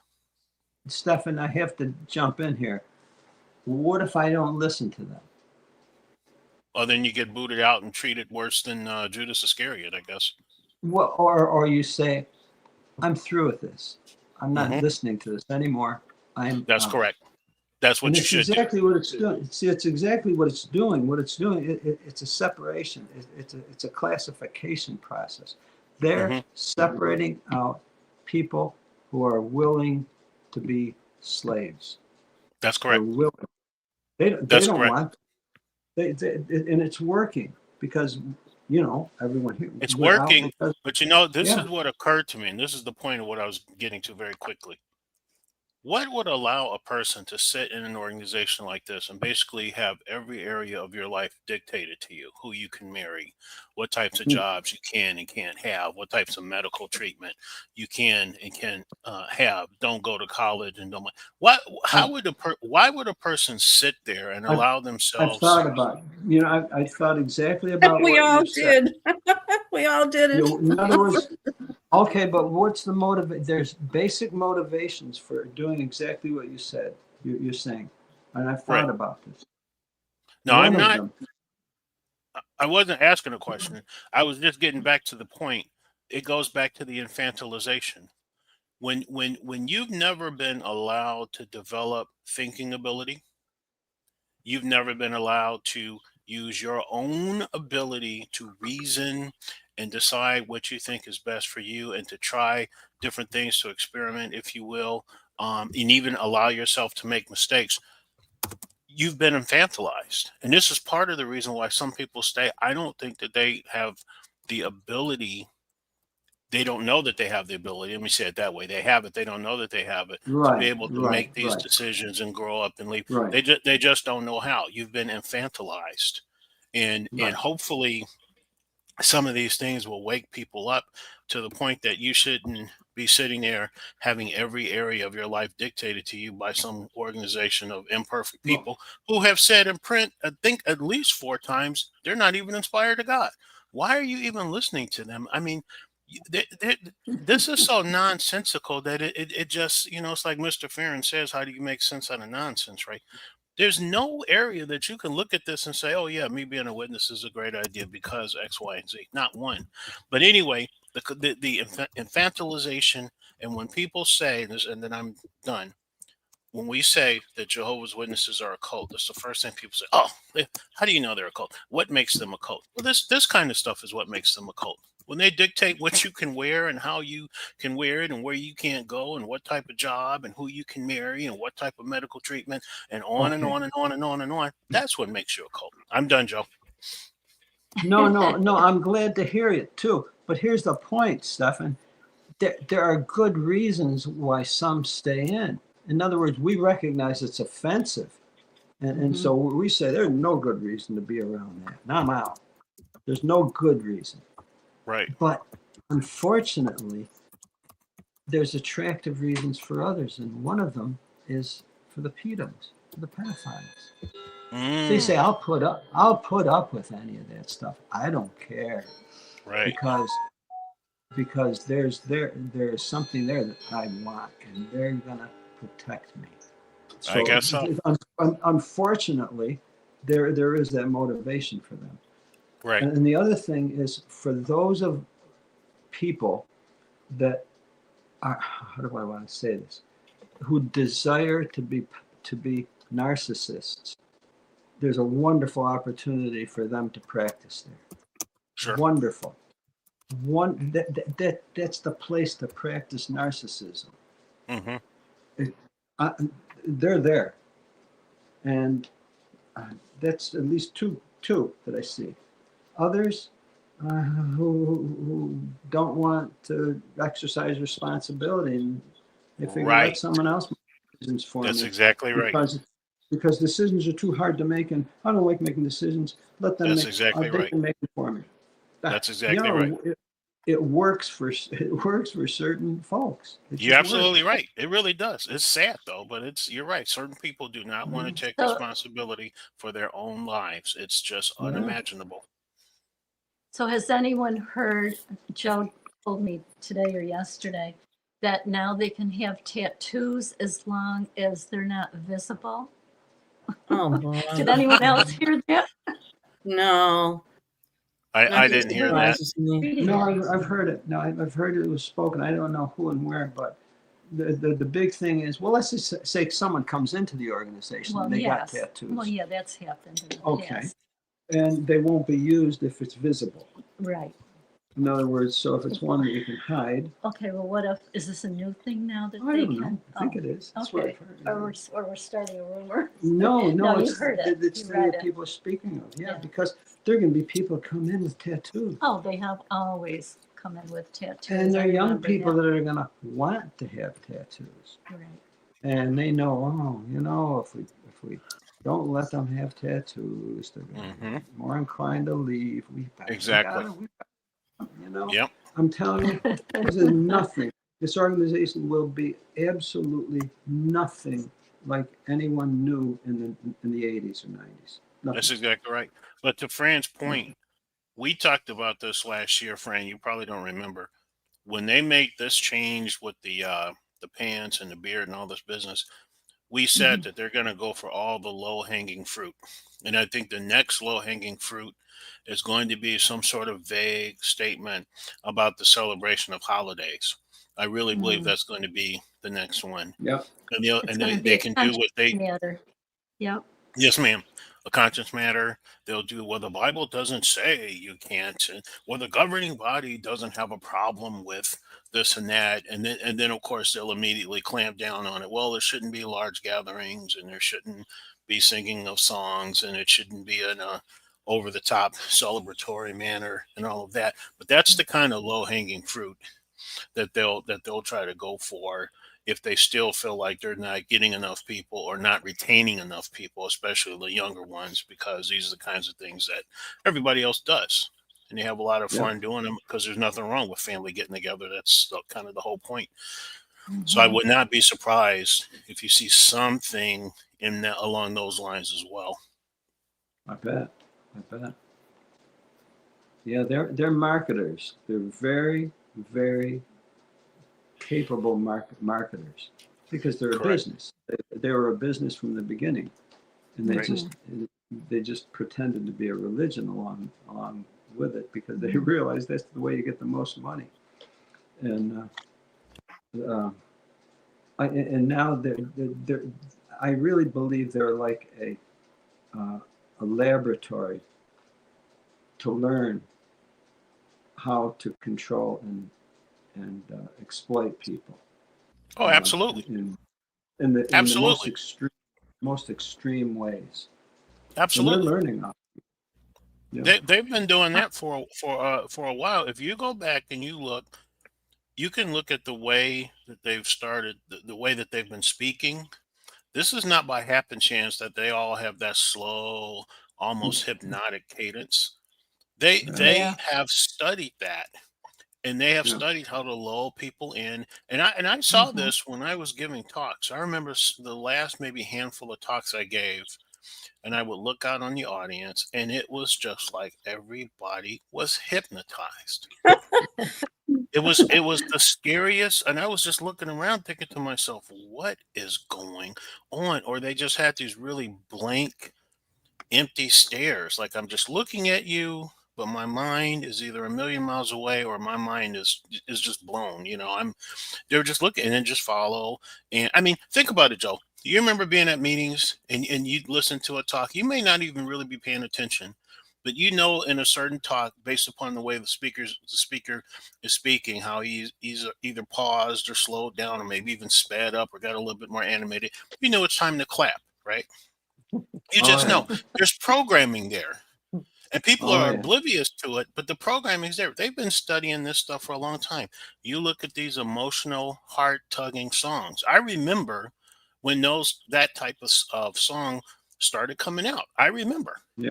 And then even when I still went to the assembly, the last couple that I went to, if you guys probably paid attention to that, they would show videos. I wanted you to sit in your seat however many minutes before the meeting would start. I'm talking about the assemblies.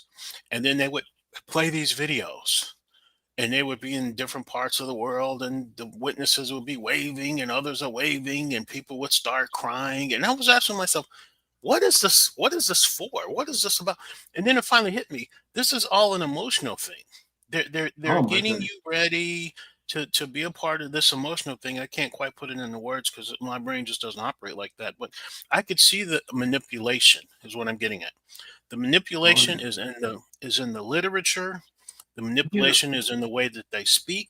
The manipulation is in the videos. Very strong in the videos. I gotta say, if you ever listen to not a playwright, but a score writer, someone who develops the music for a movie.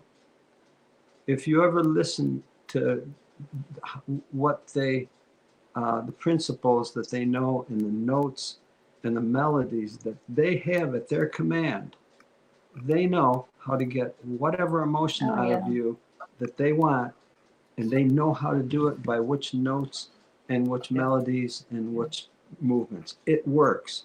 They know it. See, this is a craft. This is a craft. That's correct. And there are those that are very skilled at it, and it's exactly what they use, and it works. It works. It works. I don't know if you remember this before when they came out with this, they've been working on this one publication. I think it's the Jesus book. If it wasn't the Jesus book, it's whatever publication was right before that. And this is literally as I was leaving. But they did a video. And in the video, they had this one brother, and they were talking about how they were producing this publication. And I paid attention to the language. And the language that he used was language that comes from the marketing and advertising world. Yeah. He talked about how they invited a target audience in Yeah. to review the publication. And then they asked them for feedback. And then he said, and then we took that feedback and we tweaked some things. Yeah. They love it. They love what they're doing. But my point is, this is what advertisers and marketers do. They make a product. Let me bring a target audience in. Let me see how they react. If we get a negative reaction, let's find out why. Let's ask them if we change this, would this have given you a different reaction? Yes, it would have. Okay, well, now we go out and change it. This is all marketing and advertising. What does that have to do with God and religion? Not a thing. Stephen, can I interrupt for a minute? Stephen, you take it away. They've been sued for plagiarism on a couple of their publications. If you want to hear, I don't know if you know Quinn Wright. He does Deconstructing Jehovah's Witness. He does a superb video on being hypnotized by the organization and how they do it. I even asked myself, why on the Watchtower, why do they keep going over the same thing? You got to bring it home, read it, you got to underline it. Then they read the same paragraph. Then you got to raise your hand, and they constantly keep. And then on some of their Watchtowers, I just like a year ago, they must have had Jehovah's organization 29 times in the same article. So this is what they're doing. And the friends are so stupid. It goes right over I don't mean to be facetious, but it goes right over their head. And they're masters at it. They really are. But you got to check out Quinn Wright. He stopped making videos, but if you can find the one about hypnotizing, it is and he backs up everything he says, and he's just unbelievable. Actually, he helped me out. He was the one that helped me nail the coffin for me to get back out of the organization. See, and this is where we're at the point where we owe it to ourselves to be aware of the way that they made it a craft of managing humans. See, it's a technology, and they're technologists that are using people like a commodity. It's raised up to a craft, and they're craftsmen. Let me tell you. See, and people aren't aware of this. We're aware of it. More and more people are going to become aware of it. In fact, the government may even step in, and they may even kind of try to regulate it too, as unfair advantage. They may do that. I don't know. Or it may just become more common knowledge in society, where we have to be mindful of this sort of manipulation. In other words, it's not harmless manipulation. It's devious. It's devious. I don't know who the wonderful comment that was just made. I don't know if that was Annie or Gail, Gigi, but it was Gail. That was Gail. Okay, Gail. Great comment, Gail. I just wanted to piggyback. Right back at you, Stephen. Thank you, Stephen. You're welcome. I just wanted to piggyback on what you said. I was starting to wake up, right? And I was I love sports like probably most American guys. So I'm watching the NBA playoffs, and I would have a book because I hated watching the commercials. Because Joe, it was the same commercial over and over. I could almost predict there was typically 8 commercials that would play through the entire, hour and a half, 2-hour game. The same 8. And you memorize it too. You could memorize. You could almost tell. Well, this is going to be a T-Mobile commercial. This is going to be Bud Light. You just knew. And then it dawned on me as I was sitting there thinking to myself how tired I was of hearing the same commercials over and over and over. And my brain said, why would somebody just spend all this money to play the same commercials. And of course, the reason is so that because they want you you to think buy the products. they want you to buy Because the it product. But works. it's the programming. So that when I It think works. beer, I think Budweiser. When I think a cell phone, I think an Apple. When I think this type of, food, I'm going to think McDonald's or Chipotle or whatever it is. It And works.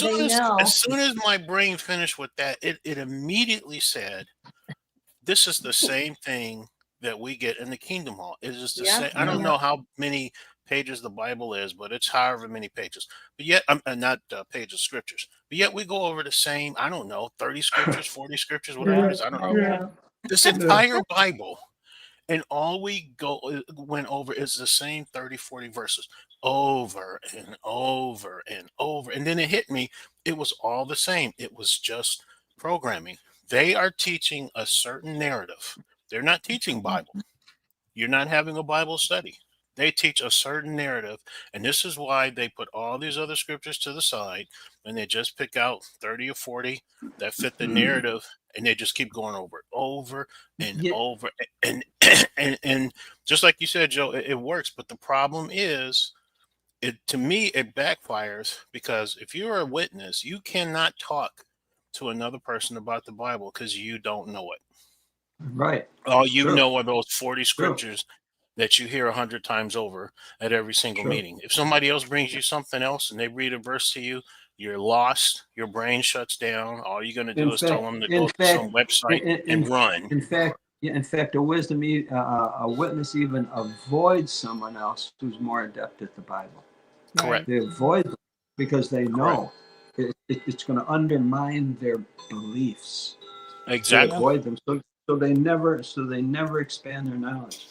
Right.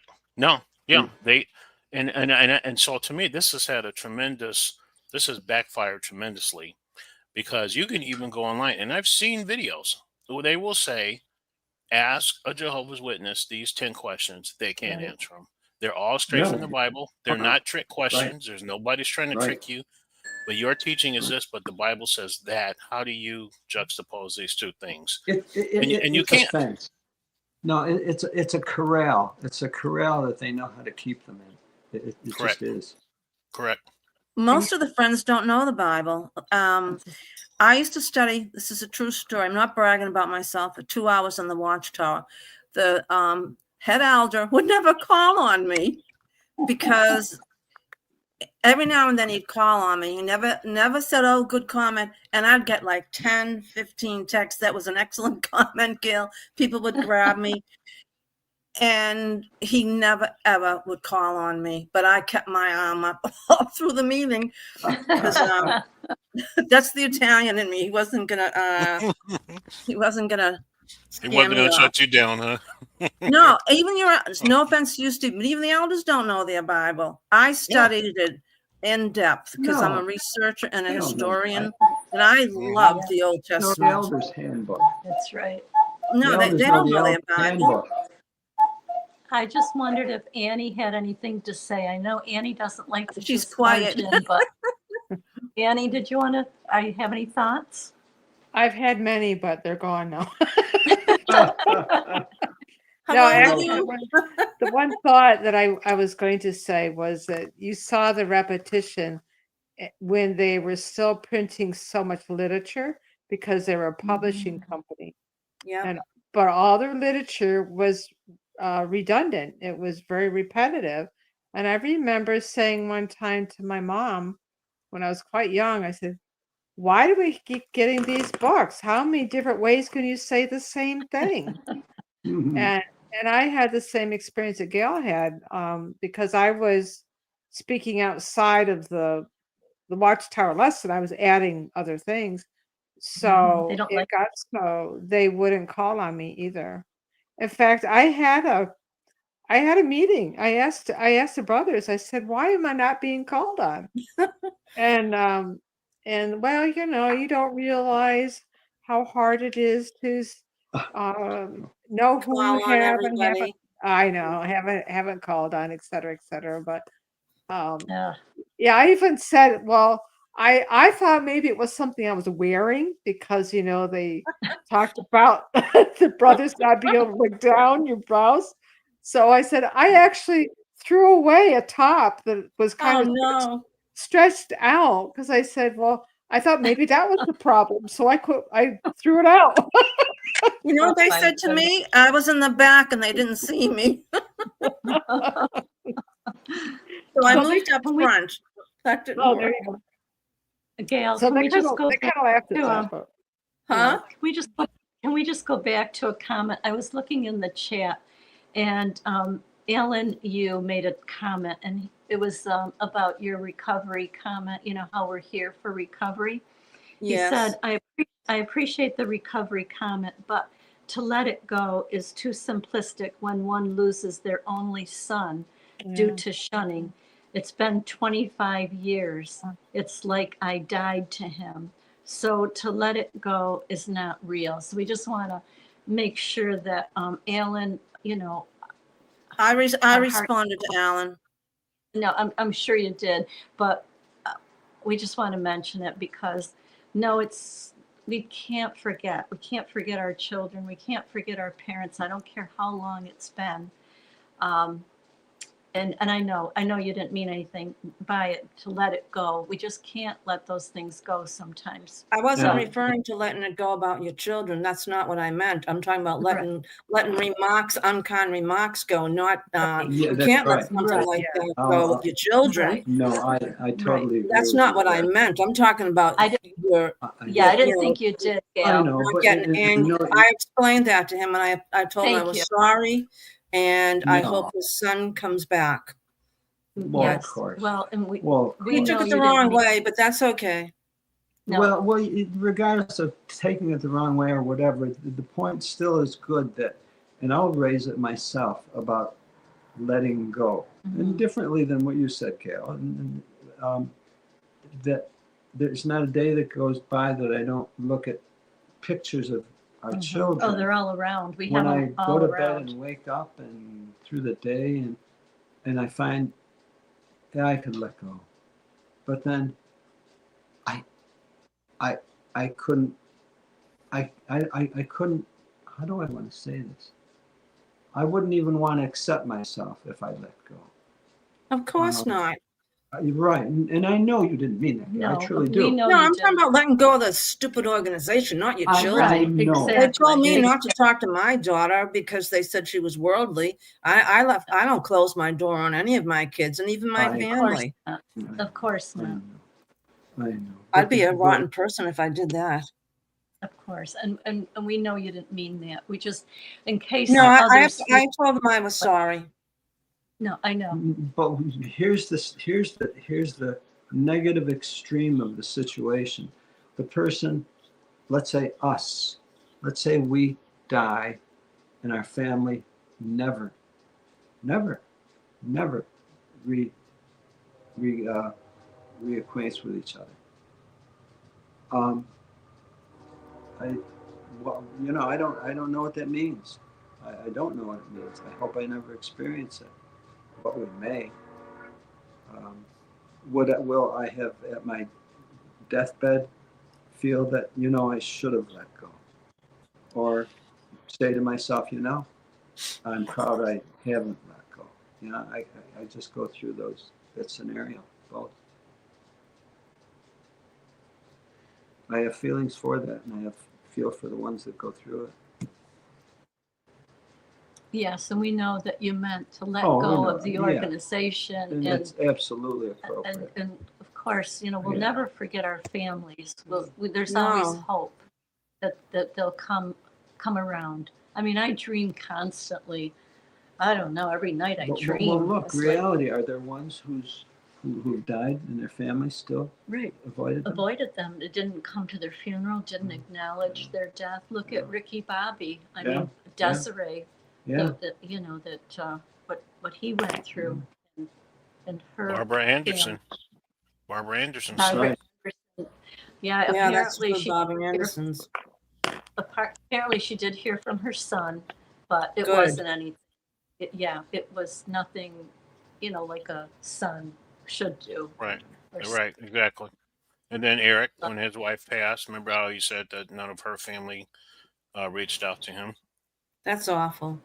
I know. See, and I'm probably a lone wolf in this respect because I know that people always say the witnesses are such nice people and blah blah blah. They're just confused and caught up in a cult. I don't view them as nice people.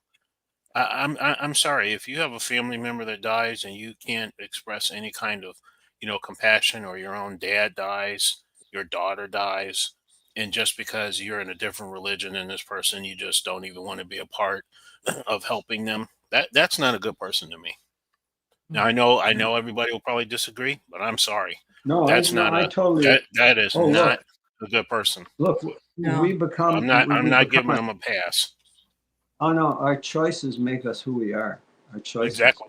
You better believe it. and we can choose this or that, and it's like what we choose. And I'm telling you, that organization knows how to get people to choose to be their darkest self. That's correct. They see we're light and dark. We're both light and dark. Hmm. That society knows how to get people to be dark. I And, agree. if we're not smart enough, we'll go along with it. They'll Right. snare us into it. Right.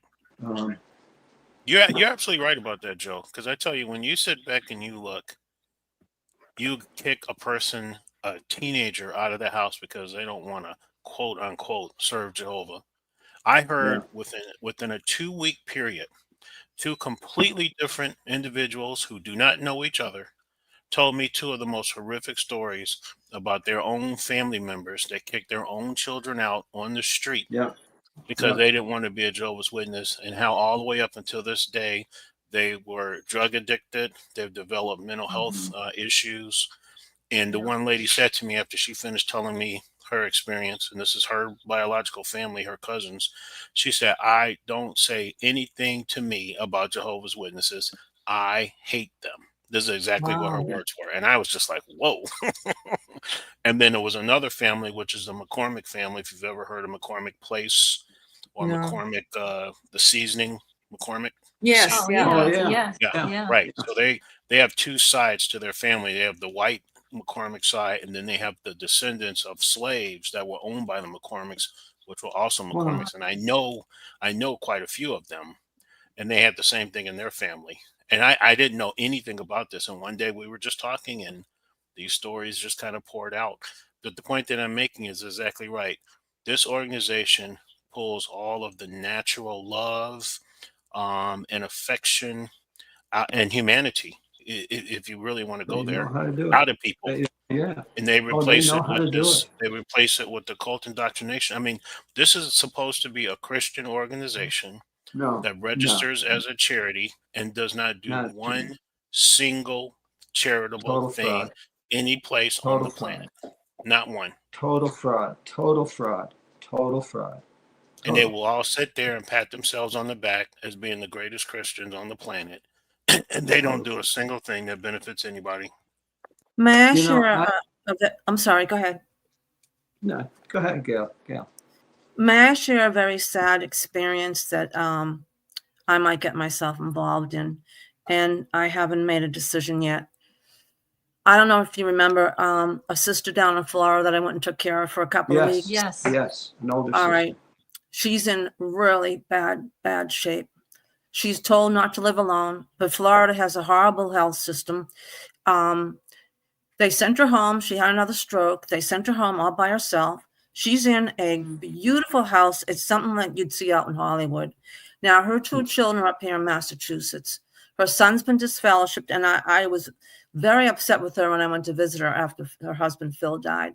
I said, how could you not talk to your son just because he smoked a cigarette for 40 years? And I was really mad at her about that. Well, anyway, the lady across the street, God bless her, she's been helping out. But now Mary Ellen has bipolar plus beginning stages of Alzheimer's. She's accusing the woman of stealing her home. And so she stopped going over there.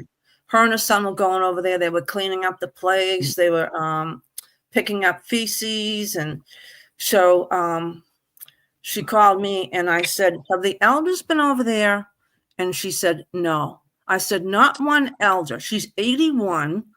living alone, and she shouldn't be alone. She had they actually came and took her. The police took her keys and her license away, and not one elder has visited her.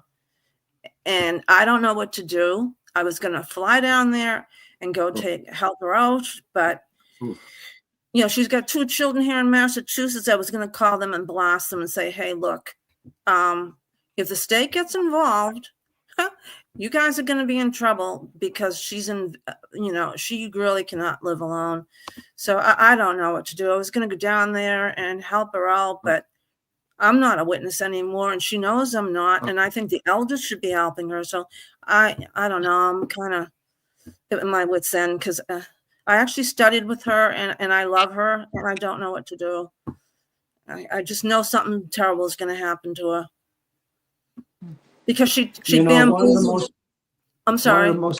One of the most difficult things to do is to allow a person to be who they are and to enforce who you are as well. She has chosen to be who she is. Well, that's going to make it, it's not going to help you be who you are. Well, she can't think for herself. She's got dementia and bipolar. She can't make any decisions. She can't even take care of herself. That is her problem. That is her problem. You sound like my son. He said the same thing. No, that's her problem. It's not your problem. It'll bother me if something happens to her. But something is going to happen to her. Yeah, it's a given. Something really. I mean, something's going to happen to everyone. It's not your fault. See, Gail. Where's the savior? You're not a savior. No. Her children should be taking care of her. I agree. Terrible. She chose for her children to abandon her. She chose for that. I know. Yeah, she kind of did. You're going to make up for that? It's like what comes around, what goes around comes around. She disowned her son. And she did. What's her son going to do? Go and... You said you love her. That's beautiful. But she doesn't love. Yeah. And she's not going to return. And she doesn't return love. So the question becomes, should we love those that don't return love?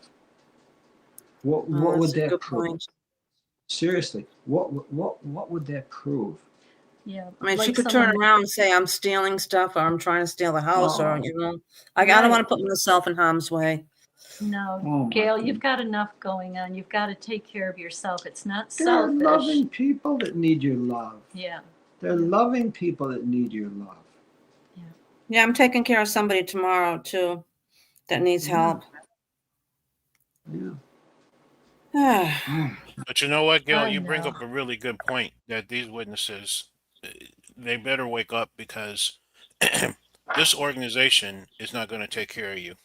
No. So if you've allowed them, and when I say you, Gail, I don't mean you. I mean no, I know what you mean. Okay, thanks. Because you want to mistreat your children and kick them out on the street because they don't want to be a part of this cult. Well, you better be thinking 30 years from now, 40 years from now, when you're an older person. There's not going to be any. There's nobody that will take care of you like family if you took care of them. Jehovah's Witnesses don't take care of people. They don't put together especially a ministry to come to seniors. Yep, they don't put together a ministry. You might have some individuals that may feel out of the love in their heart to go do that, but as an organization, they don't do that. And if you've listened to this organization and you might not even have money to basically live when you get to be an older person, and anybody else would look at you and say, well, don't you have family? Don't you have children? Well, yeah, but they don't want to be a witness, so we're estranged. And then they're looking at you like, well, I don't know what you're going to do. Yeah, I suppose that's true. Yeah, you're a deep doo-doo. So these witnesses better be thinking about how they mistreat these children and grandchildren that they have, because there's not going to be anybody coming to save them.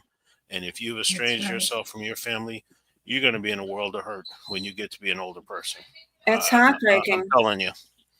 The lady across the street has been more loving and kind, her and her children, and it's just heartbreaking. It really is. I remember making that point. I have a son. He never became a witness. He was smarter than me. But I remember making. I was born. You sound pretty smart to me there, Annie. But I remember making the comment in conversation with other witnesses before I left that because they're talking about, you shouldn't have contact with someone who knows better because they were raised around it and they've chosen to go the opposite direction. And basically they felt that they should be treated as if they were disfellowship. And I said, but if I choose to not speak to my son for 30 years, for example, now I'm not 80, but when I get to be 80, now I need help. And so I called him and I said, can you help me? And he has every right to say, no, Mom, you chose that organization over me 30 years ago. You asked them to help you now. I said he would have every right to say that to me, and he'd be right. That's right. That's so true. That is so That's true. what her son wants nothing to do with her. Yeah. Well, he knows the situation. Can't blame him. Understandable. See, you're what you're talking about would be exploiting. See, your son, or you would be exploiting your son, even though you never loved him. Just like the society exploits people. See, they know how to exploit people. Gail, that woman would basically be exploiting you because she's shown that she doesn't love, she exploits. We have to be very careful who we give our love to. Mm-hmm. Yeah, she called me up to see if I'd come down. Oh, she sure. wants me to move in with her. Sure. Oh, I'm not sure. moving in with her. No, thank you. Oh, sure. Why not? Get whatever you can. Oh, boy. Yeah. No, thank you lovers, for your input. Thank you. Lovers should stick with people that love. Yeah, the world is a stage said you can't return love to those that don't show you love as well. It's not worth it in the end. You are the one that will be hurt. And it's so true story. Love is such a beautiful thing. You need to protect it. Mm-hmm. And see, even though our heart goes out to a situation, you would look at it and say, no, there's no return there. In other words, you're not looking for return, but it has to be supported. Love has to be supported, like artwork. Yeah. A beautiful piece of art, you can't just put it anywhere. It has to be protected and put in a good place. Yeah. Our love has to be put in a good place. You're right. Yeah, we have to be careful our emotions don't take over. Yeah, see, when our logic is, blinded because we are emotional. Yes, our hearts go out. Right. And there's nothing wrong with that, but we can remember when Jesus said, "You don't throw pearls to swine." We're the pearls, so we don't give our love and our devotion, to people that really don't deserve it.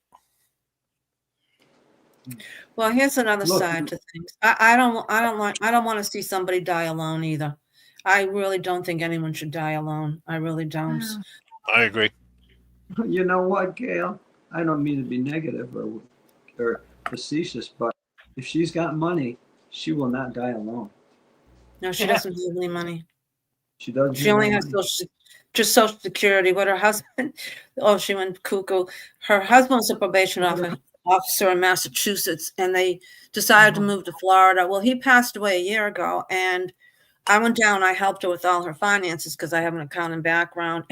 And I had to call up the town of Arlington, Massachusetts, and I found out he left for nothing. Well, she went bonkers. What he did was he took his retirement and he opted to get it every month. And this is because she's a Joan Crawford, and he had to take her everywhere. She bought everything. He bought her everything. He could never make her happy. She even accused him of stealing $200,000. So when I ever told her that she's not getting anything from his retirement, she wanted to take his urn and she was going to throw it out in the backyard. I had to stop her from doing that, and I had to comment on this. I said, I'm sorry. Phil opted to get the retirement benefits every month when he was retired rather than getting one lump sum when he died. Oh, that was the end of that. But Does she own that's it? funny. Gail, is that her house? Does she own her Oh, the house? house is it's a unbelievable. It's like something you'd see in Hollywood. Her But does she closet own is it? big as my apartment. Her Okay, but closet. does she own it? Huh? She's Does got she own it? antiques. She's got an $8,000 couch, a $30,000 bedroom set. Gail, does she own her house? Yes. Well, the society will learn how, will know how to take it. Right. Oh, They've that's already right. came to her about it. Yeah. Okay. I told her, be Yeah. careful. They've So already. I told you, they're just I'm waiting for telling you, her to she's die. Huh? not going to die alone. The They're wolves just are going waiting to be for at her her to die. door. You're right, She's going to get Andy. the wolves in her, Yeah. and she deserves them. She deserves the You know wolves. what? I told her that. I said, I said, sorry, Mary Ellen, but the way you're talking, do you really think God's supporting you and blessing you? I said, you're bad mouthing. You had such a wonderful husband. The lady across the street said he'd go to the store and come back 2 hours later. Yeah, we knew someone like that too. He would leave just so he could get away from his wife, and he'd be gone all day. He'd say he had to go to the store, and he'd be That was gone. hysterical. Oh dear.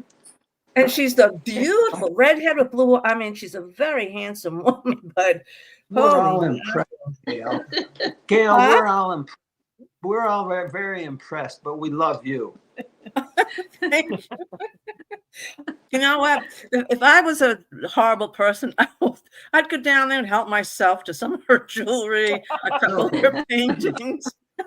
She wouldn't know the difference, but I could never do something like that. No, of course not. But Oh, I'm surprised that friends haven't gone in there and done it. How do you know they haven't? That's true. I don't know. Yeah, I don't. I mean, she's got some very valuable antiques in that And house. see, you putting yourself in that arena yeah. gets you suspect. Oh, I'd be the first one she'd blame. That's right. Well, You know know what? what's You guys funny? help me find I guess I'm not going to Florida anytime soon.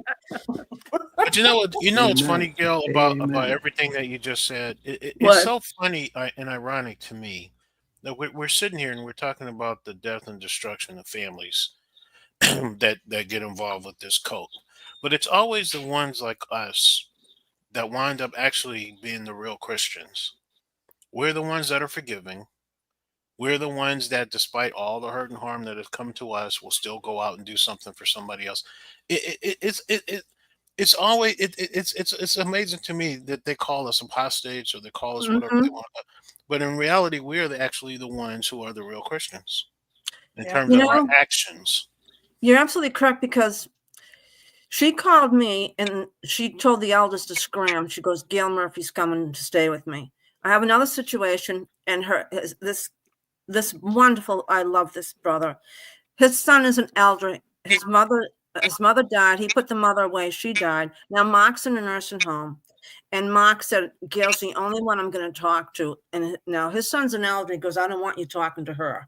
And he says, I don't care. Gail, I love Gail, and she cares about me. Now, here's another situation. He's in a nursing home. Then I am going to go visit him because he's the 2 towns away from me. And this bothers me because his son is an elder. And he put his father away because he can't deal with him. Yep. And this is in Lexington, Massachusetts. Yep. Yeah. And I say to God, why are you having these people call me? They know I'm not active, but they're calling me up to go help. I just told you why. Because you're the real Why? Christian. Oh, thank You're you. the real. What did he say? He said, "I know you love me." Yeah, he did. This is my point. The rest of those witnesses, he probably realized in the back of his mind that they don't really love him, and he certainly can't trust them.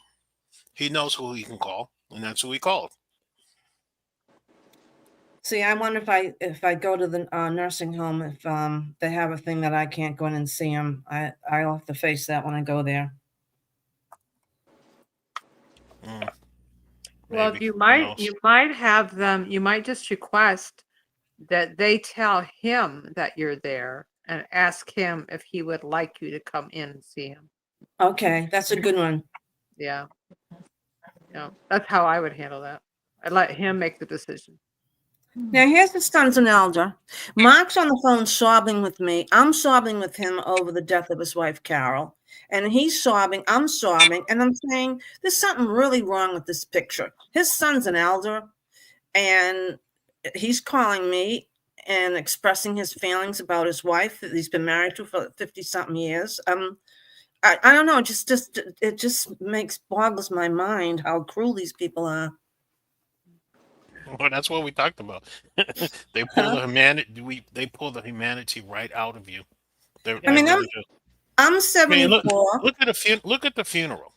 Yeah. I never realized until I started going to non-JW funerals how horrible our funerals are in terms of trying to come to grips with the loss.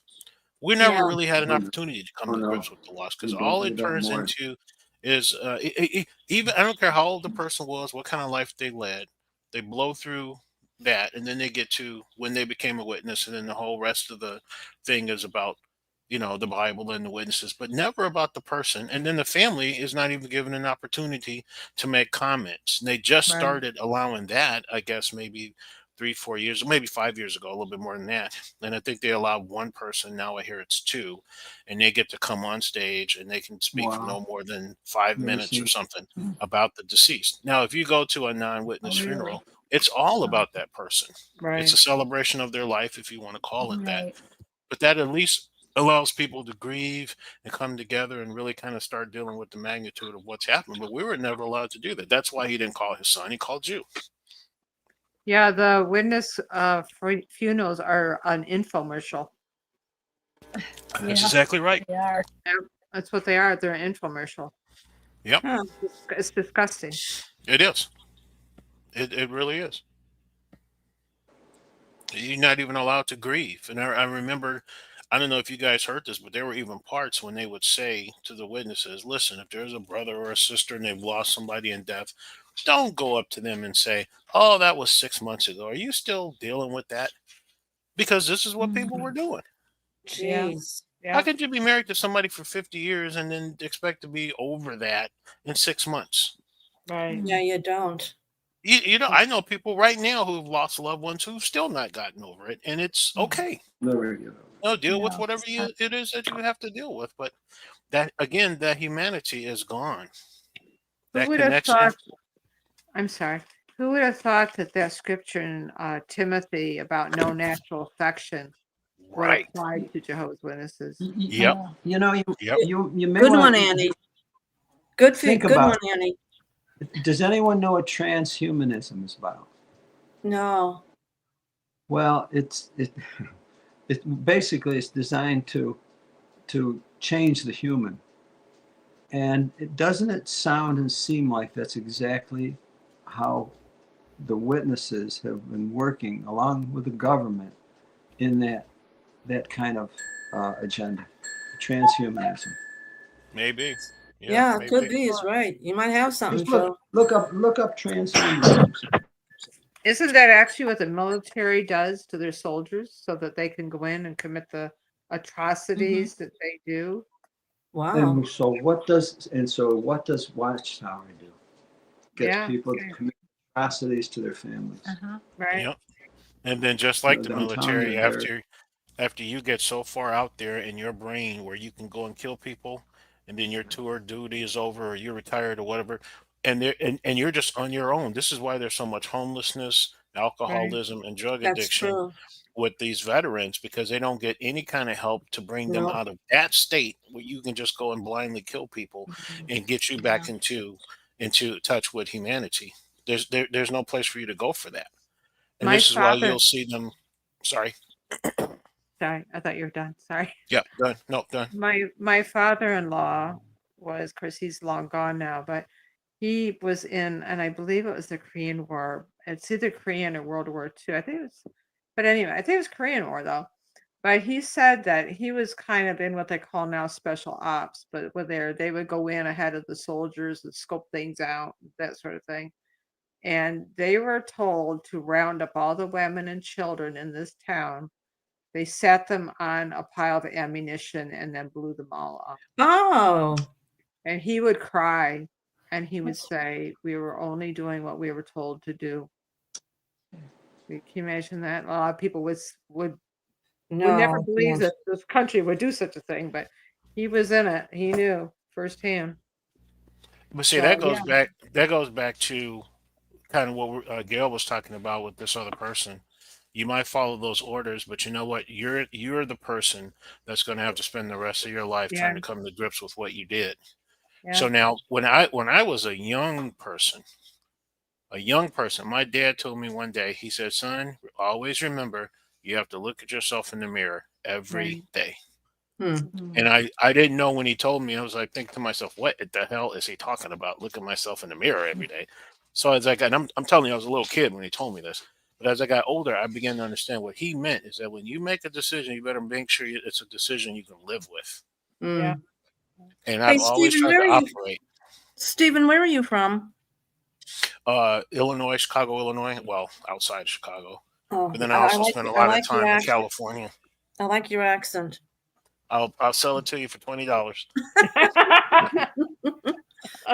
$20 and it's yours. But At least you got a this is the sense of point. humor.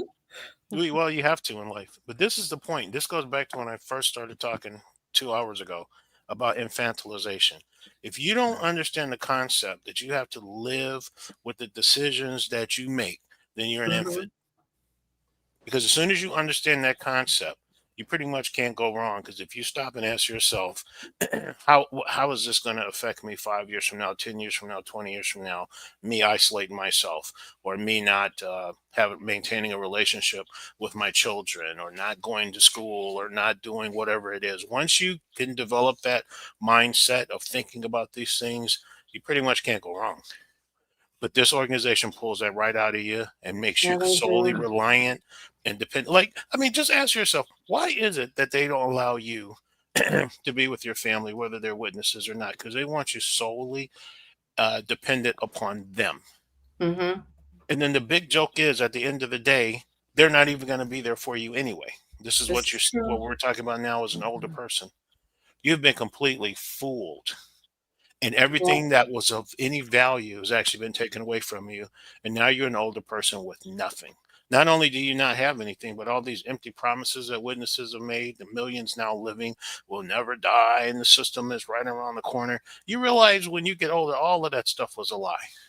There Yeah. is no Armageddon that's coming. It's not right around the corner. And there was no good reason for you to not maintain a relationship with your family. And now you're an older person with nothing but regrets. Yeah. Yeah. Like I heard of an occasion that was told on one of the sites some time ago about a woman who was dying in the hospital. Her daughter got wind of it. She was disfellowship, had been disfellowship for many years, and she wanted to go see her mother and say goodbyes. Well, that woman saw her daughter walk in. She turned her head to the wall on her deathbed and would have nothing to do with her daughter. Oh, that's Yeah. awful. Yeah. Horrible. Here. That's You and have she to thought respect that's the what church. God wanted her to do, I'm sure. She thought that's what God would expect her to do. No, God's not a You cruel know God. that comes under respecting a person for their decisions. Hmm. In other words, you may not value their decision, but you have to respect the fact that they made that decision, and then allow them to bear it. It's their decision. They're going to own it, and we're not responsible for that. No, but the pain is That's a still there. question of respect. Oh, The you hurt. can't take the pain away. You No. can't take the. But see, we shouldn't own it either, because No, the sure easiest it's thing to good. do is to feel like like you're part of that, and we're not part of their decision. We're not. I'm not part of my family's decision to do whatever they're doing, to turn their back on their mother, for example. If they decide something like that, they will own it. They will have to own it. There's nothing I, for example, can do to appeal to them, No. to turn around. Oh, stop doing it. it's like a person makes their decision. They become who they are by that decision. There's an example. If one of us dies before the other, if Fran dies before me, I do not want to see my children come in that funeral parlor. And I don't want to see them come in for Joe. They That's the only time they can come in. It's not respect. Will not be welcome. What would you tell them? They're not welcome there? Would you actually tell them they're not welcome? For arrangements, I would have the funeral director and other take care of that. Yeah. Oh, absolutely. Think about it. That they would only see. Would that be paying last respects? No, that's not respectful at all. Does that even come under paying last respects? No. Far from. And that's something that they need to understand. If they come to understand it, so be it. If they don't, the decision and the failure was theirs. Yeah. And the price to pay was theirs as well. So sad. This society knows how to change people. They know how to extract from people what they want. In fact, what I'll say is what the government wants, because I really think they're doing the government's bidding. They're not. Yeah, I think so too. They're not doing it. Why would they want to do that? They've got the motive behind it. They've got power behind them. They've got money behind them. And the comment was made, I think it was Surviving Paradise. He made a comment that you remember the cross and crown? That oh yeah. Yeah, that was the marriage of government and religion. Yes. That was the representation. I remember that. Oh yeah. Yeah. And don't forget, this organization originally was called Zion. Zion's Watch. Yeah. Zion. And that is incredibly political, governmental. Rutherford emulated the image of a democratic, someone running for president during his day. I'd have to get the book out and look it up, the name of the man. And he even looked dressed like him. And even because, back before we had all this stuff, the technology, and the printed page was really taking off and so forth. So everything was written up in newspapers to sell magazines. So Russell was in the newspaper a lot. Rutherford was in the newspaper a lot. And the world was commenting on how Rutherford was emulating this person running for president, and he was for the Democratic Party. And Rutherford was supporting him and even trying to look like him. I wish I could remember his name offhand, but I can't. So the organization has never been neutral. They expect its followers to be neutral, but they themselves have never been neutral. That's right. Yeah. Government's best invention. Yeah. Religion. Gail has to go, so good night, Gail. Thank you for coming on. You're welcome. It was a good show. Thank you, Stephen, Love for all you. your input. Annie, thank you, Wildwall. Good night, everyone. Bye Good night, Gail. Love Thank you for your input. Thank you. Appreciate it. Yep. We have 15 more minutes if anyone else wants to come on. We're going to end at 10 o'clock. And Ruby is going to show the movie. Let me get it. The movie is Labyrinth. Okay. Oh. So at 10 o'clock, if anyone wants to watch it, it's on Discord, on movies, and Ruby will be there. Okay. Thanks for all your input, folks. Yes, thank you. I was going to say, do you remember back before all this shutting got to be so strong. Or maybe you don't because you weren't always witnesses. But when someone in the congregation became ill and needed care, the first question was asked, do they have family? Right. So they would seek out family because that took any responsibility off the congregation to Right, whether it was worldly people, non-witnesses or not. Now I don't know. I think even though they said in the Watchtower years ago that even a disfellowshipped person can and should take care of their aging parents. And so even if the person who was aging was disfellowship, you still had that responsibility. And they quoted the scripture about honoring your father and your mother. And if they were not witnesses, then they would seek them out and let the family know that their parent now was in need of Can you care. imagine? Does that make any human sense? Not really. None of it does. No, they don't make human sense. There's no human sensibility there. It's like, no, no, it's ridiculous. It's like, why would someone think? Society doesn't think like humans. They just don't. They do not think humanly. No, yeah. They think transhumanly. They're believe it or not, the forces behind them are not human. They're not our type of human. They're just not. Well, when I made the comment to Stephanie last week, I made the comment that Watchtower has friends in high places, and she said, or maybe they are the friends in high places.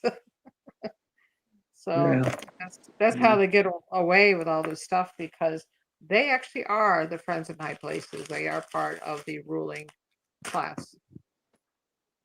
Yeah, it's that, or else they're just doing the bidding. You know, they're just useful idiots doing the bidding. Well, there's definitely people behind the governing body. They're not smart enough. They're just not smart enough to run an quote unquote organization. But because it runs and it functions despite all that happens, they're not the high guys. They're just the front men. Goodness. My goodness, no. Oh my goodness, no. Just another update. I was texting Kim Brooks, and she said they're putting out another video. I found some letters from the Brazil branch that is disturbing. So they're going to be putting that out. We mentioned earlier, if anyone missed it, that they put out a video about the CSA, and there were a lot in Massachusetts and Maine. These are all the letters and info that Atlantis had, and Atlantis is dying, and his daughter Petra sent all his records that he had to Mike and Kim, and now they have them, and they are going to be sending them to the investigators, the same investigators that Stephanie Lynn Carson that was on the program last night. So they are getting the information, and if anyone here hasn't sent in a redress, they have the redress form, and they also have, if you were personally affected and you live in the United States, you can fill out a form, and it will go to the investigators. This is a worldwide investigation. It doesn't have anything to do with the state, what do they call that? The state, you know, when it goes by state, you can't report it past a certain time. Jurisdiction or something? The Or state, I'm not sure. help me out. The state, what is it, Annie? The statute of limitations. Thank you, the statute of limitation. There's no statute of limitation in this because this is a worldwide investigation. So if anyone hasn't filled out that information, please do so. Her website is WOW, W-O-W, and you can find that. Mine will be going out there's tomorrow. a lot. Pardon? I said mine will be going out tomorrow. Thank you. Thank you. Yeah, there's a lot happening very quickly, all these different channels, like what Mike and Kim are doing, and what Jimmy Bell, Ruby, what they've been doing with the letters that went to Trump. Yeah. There's the case in New York where they are going to sue the governing body. That's Yep. going on. So there's a lot of things going on at once. Never before in the XJW world. Oh, what Norway has been publicly announcing, and how the publicity has been hearing more and more. And interesting, we were watching, who were we just watching? Oh, the CO visit. Colin, he put one out about Eritrea. We had no idea what they've been doing in Eritrea, what the governing body has told the Friends in Eritrea to do, and why they're in prison, the real reason why they're in prison. The name of the channel is the CO Visit. Colin put it out a couple days ago about Eritrea. When you hear about that, it's disgusting. it's horrible what they did to those people. Originally, the Watchtower was originally registered as a religion. Mm-hmm. And they had been for a long time. For some reason, they chose. They were complying with things of the government so that they could be registered. Well, they stopped complying, and immediately ones went to prison. And they knew that would happen. And at least one woman had been in for, young woman. 11 years she was in, and they showed a before picture and an after picture of her. Now she's released. Society knew. And they're just using her as a poster child. Poster child, yeah. One of the things was that they had to do some kind of non-military, civil, non-combative military work. Yeah. And there was nothing wrong with that, but the witnesses did not want to comply with that. That was just one of the things. But Colin really did his research on that. So if you haven't seen it yet, it's called the CO Visit. That's his channel. And check it out. It's horrible. They do not tell the truth. They do not tell the truth. Same thing with Russia, what happened in Russia, and why they went to prison. And they're just using the people. In Malawi. Were you around during Malawi? Absolutely. We were just coming in, and all we heard about was Malawi, and we didn't know what was the problem. But I read about that in Crisis of Conscience. I remember I had to stop reading the magazines because they were pretty graphic. Yeah. And I would just cry and be depressed for days. And then when I found out the real story behind it, that basically they were just being asked to purchase a card like we would have our Social Security card. That's pretty much all it was. And they were not allowed to do it. Yep. And I just am amazed that a corporation in this country can have that much influence and control in a country so far away. These people don't know these people. This was before JW.org and where their faces were out there. They don't even know these people at all, and they're obeying them. Isn't that just amazing that they can go around the world with magazines with people like you and me, taking magazines, taking literature, and they get them to follow them? Cult, brainwashing, indoctrination, infantilization. Yeah. It's like the North Korean ruler coming to this country and we start listening to him. It makes no sense. Yep. Yeah, I if I had a magic wand, I would just get rid of all cults. I mean, I know it's not going to happen, but because they're all harmful. There's no benefit to any of them. It's not just Jehovah's Witnesses. It's all of them. Scientology, the Moonies. There was a cult in Nigeria they were practicing this thing where you would fast to get all the impurities out and get the the wrong desires out. And these people were literally fasting and literally starving to death. Right. And the Nigerian government had to step in to break that up because people were literally starving themselves to death. Yeah. I mean, this is what this cult indoctrination can do to a person when you want to starve yourself to death, Really, all in the name of God. And our religion is a cult of different on different levels, because the word cult comes from the word culture, and so you have a group of people who come together and they have a culture belief, and they Right. follow that. And someone at the top says, "Well, I have a relationship with God that you don't have, and by the way, you can't have. So you better get in line behind me, or you're going to die because the world's Exactly. coming to an end." Mm-hmm. So all religion is a cult. They function a little differently, but they're all a cult. Mm-hmm. But some are more destructive than others, right? Absolutely. Absolutely. Yes. Yeah. Yeah.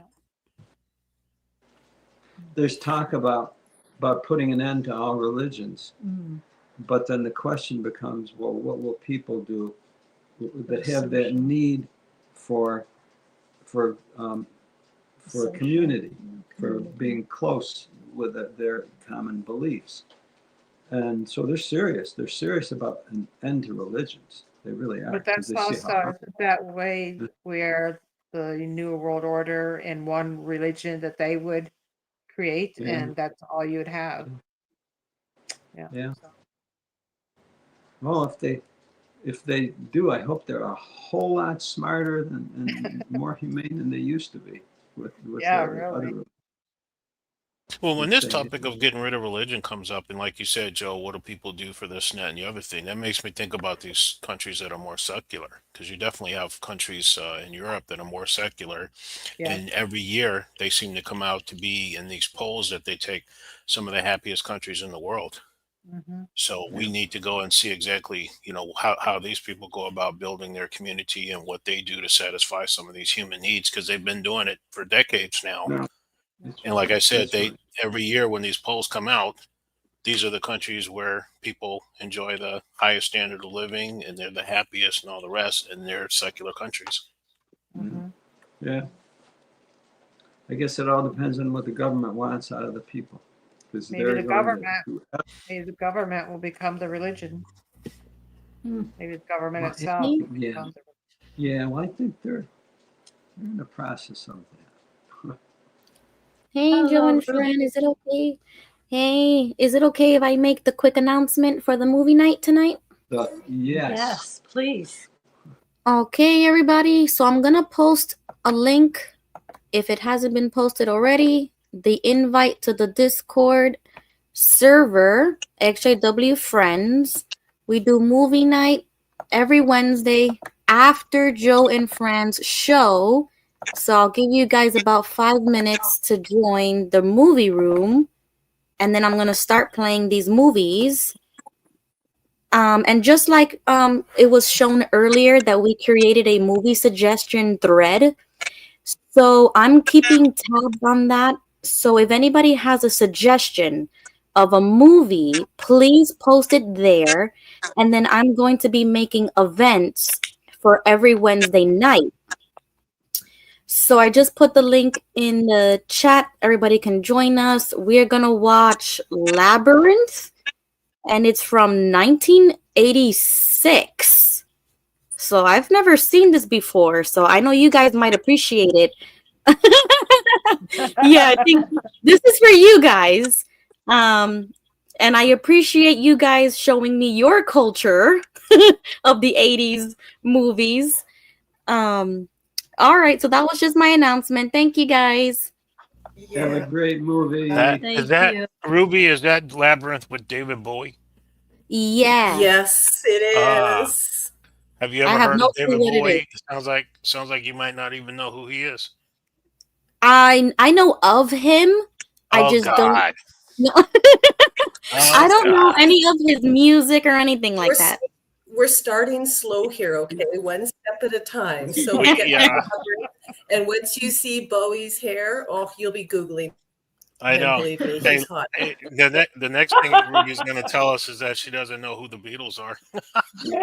I know of them. I only Oh my is God. that's the problem about growing up as a Jehovah's Witness, is that I know the names. I just don't know their work or their music or anything other than the name, because I was so isolated. So now that I'm here, and I'm free, it's like I'm experiencing the world with you guys. So I'm doing it on Discord so we can catch up on movies, and we do music. We do everything on there because I've never seen these movies before. So I need a lot of suggestions. So if you guys can join that link. Yeah. Ruby, here's another one. If you want to get to know the Beatles, another movie is A Hard Day's Night. Yep. A Hard I don't- Day's Night. I don't think You can she'll put like that it. in your I don't think she'll like it. I think that's a Well- 60s, 70s type of person. Yeah, movie. I don't know, think that but they'll like it, it'll yeah. kind of it'll date us. So Okay. Yeah. Yeah, we want to thank everyone for coming on. We want to thank Flickable Beauty, Annie, Gail, Ruby, Wild Wall, Stefan, San Diego. Thank you all for coming, and everybody in the chat. Thank you. Thank you, especially to Shauna, my good wife, who makes all of it happen. And the Yeah, team, and- thank you, team, seriously, because I could do everything I wanted to, and none of it would happen without the Ruby, you guys, for sitting here every Wednesday night. So it's all good. And Vern's always yelling stuff at me in the background, so he's still here in spirit too. So we're good. We're really, really good. But thank And you we're guys, all- everybody, And we're all going to keep living our lives with love. That's with right. love. That's right. So there you go. Have a great week, everybody. Yep. Hope Love to you see you all. on Discord. And we're going to roll the outro now. Bye. Good night, everybody. Bye now. Bye. Bye. Good night. Good night, Al. Thank and you. making friends. Finding people, making friends.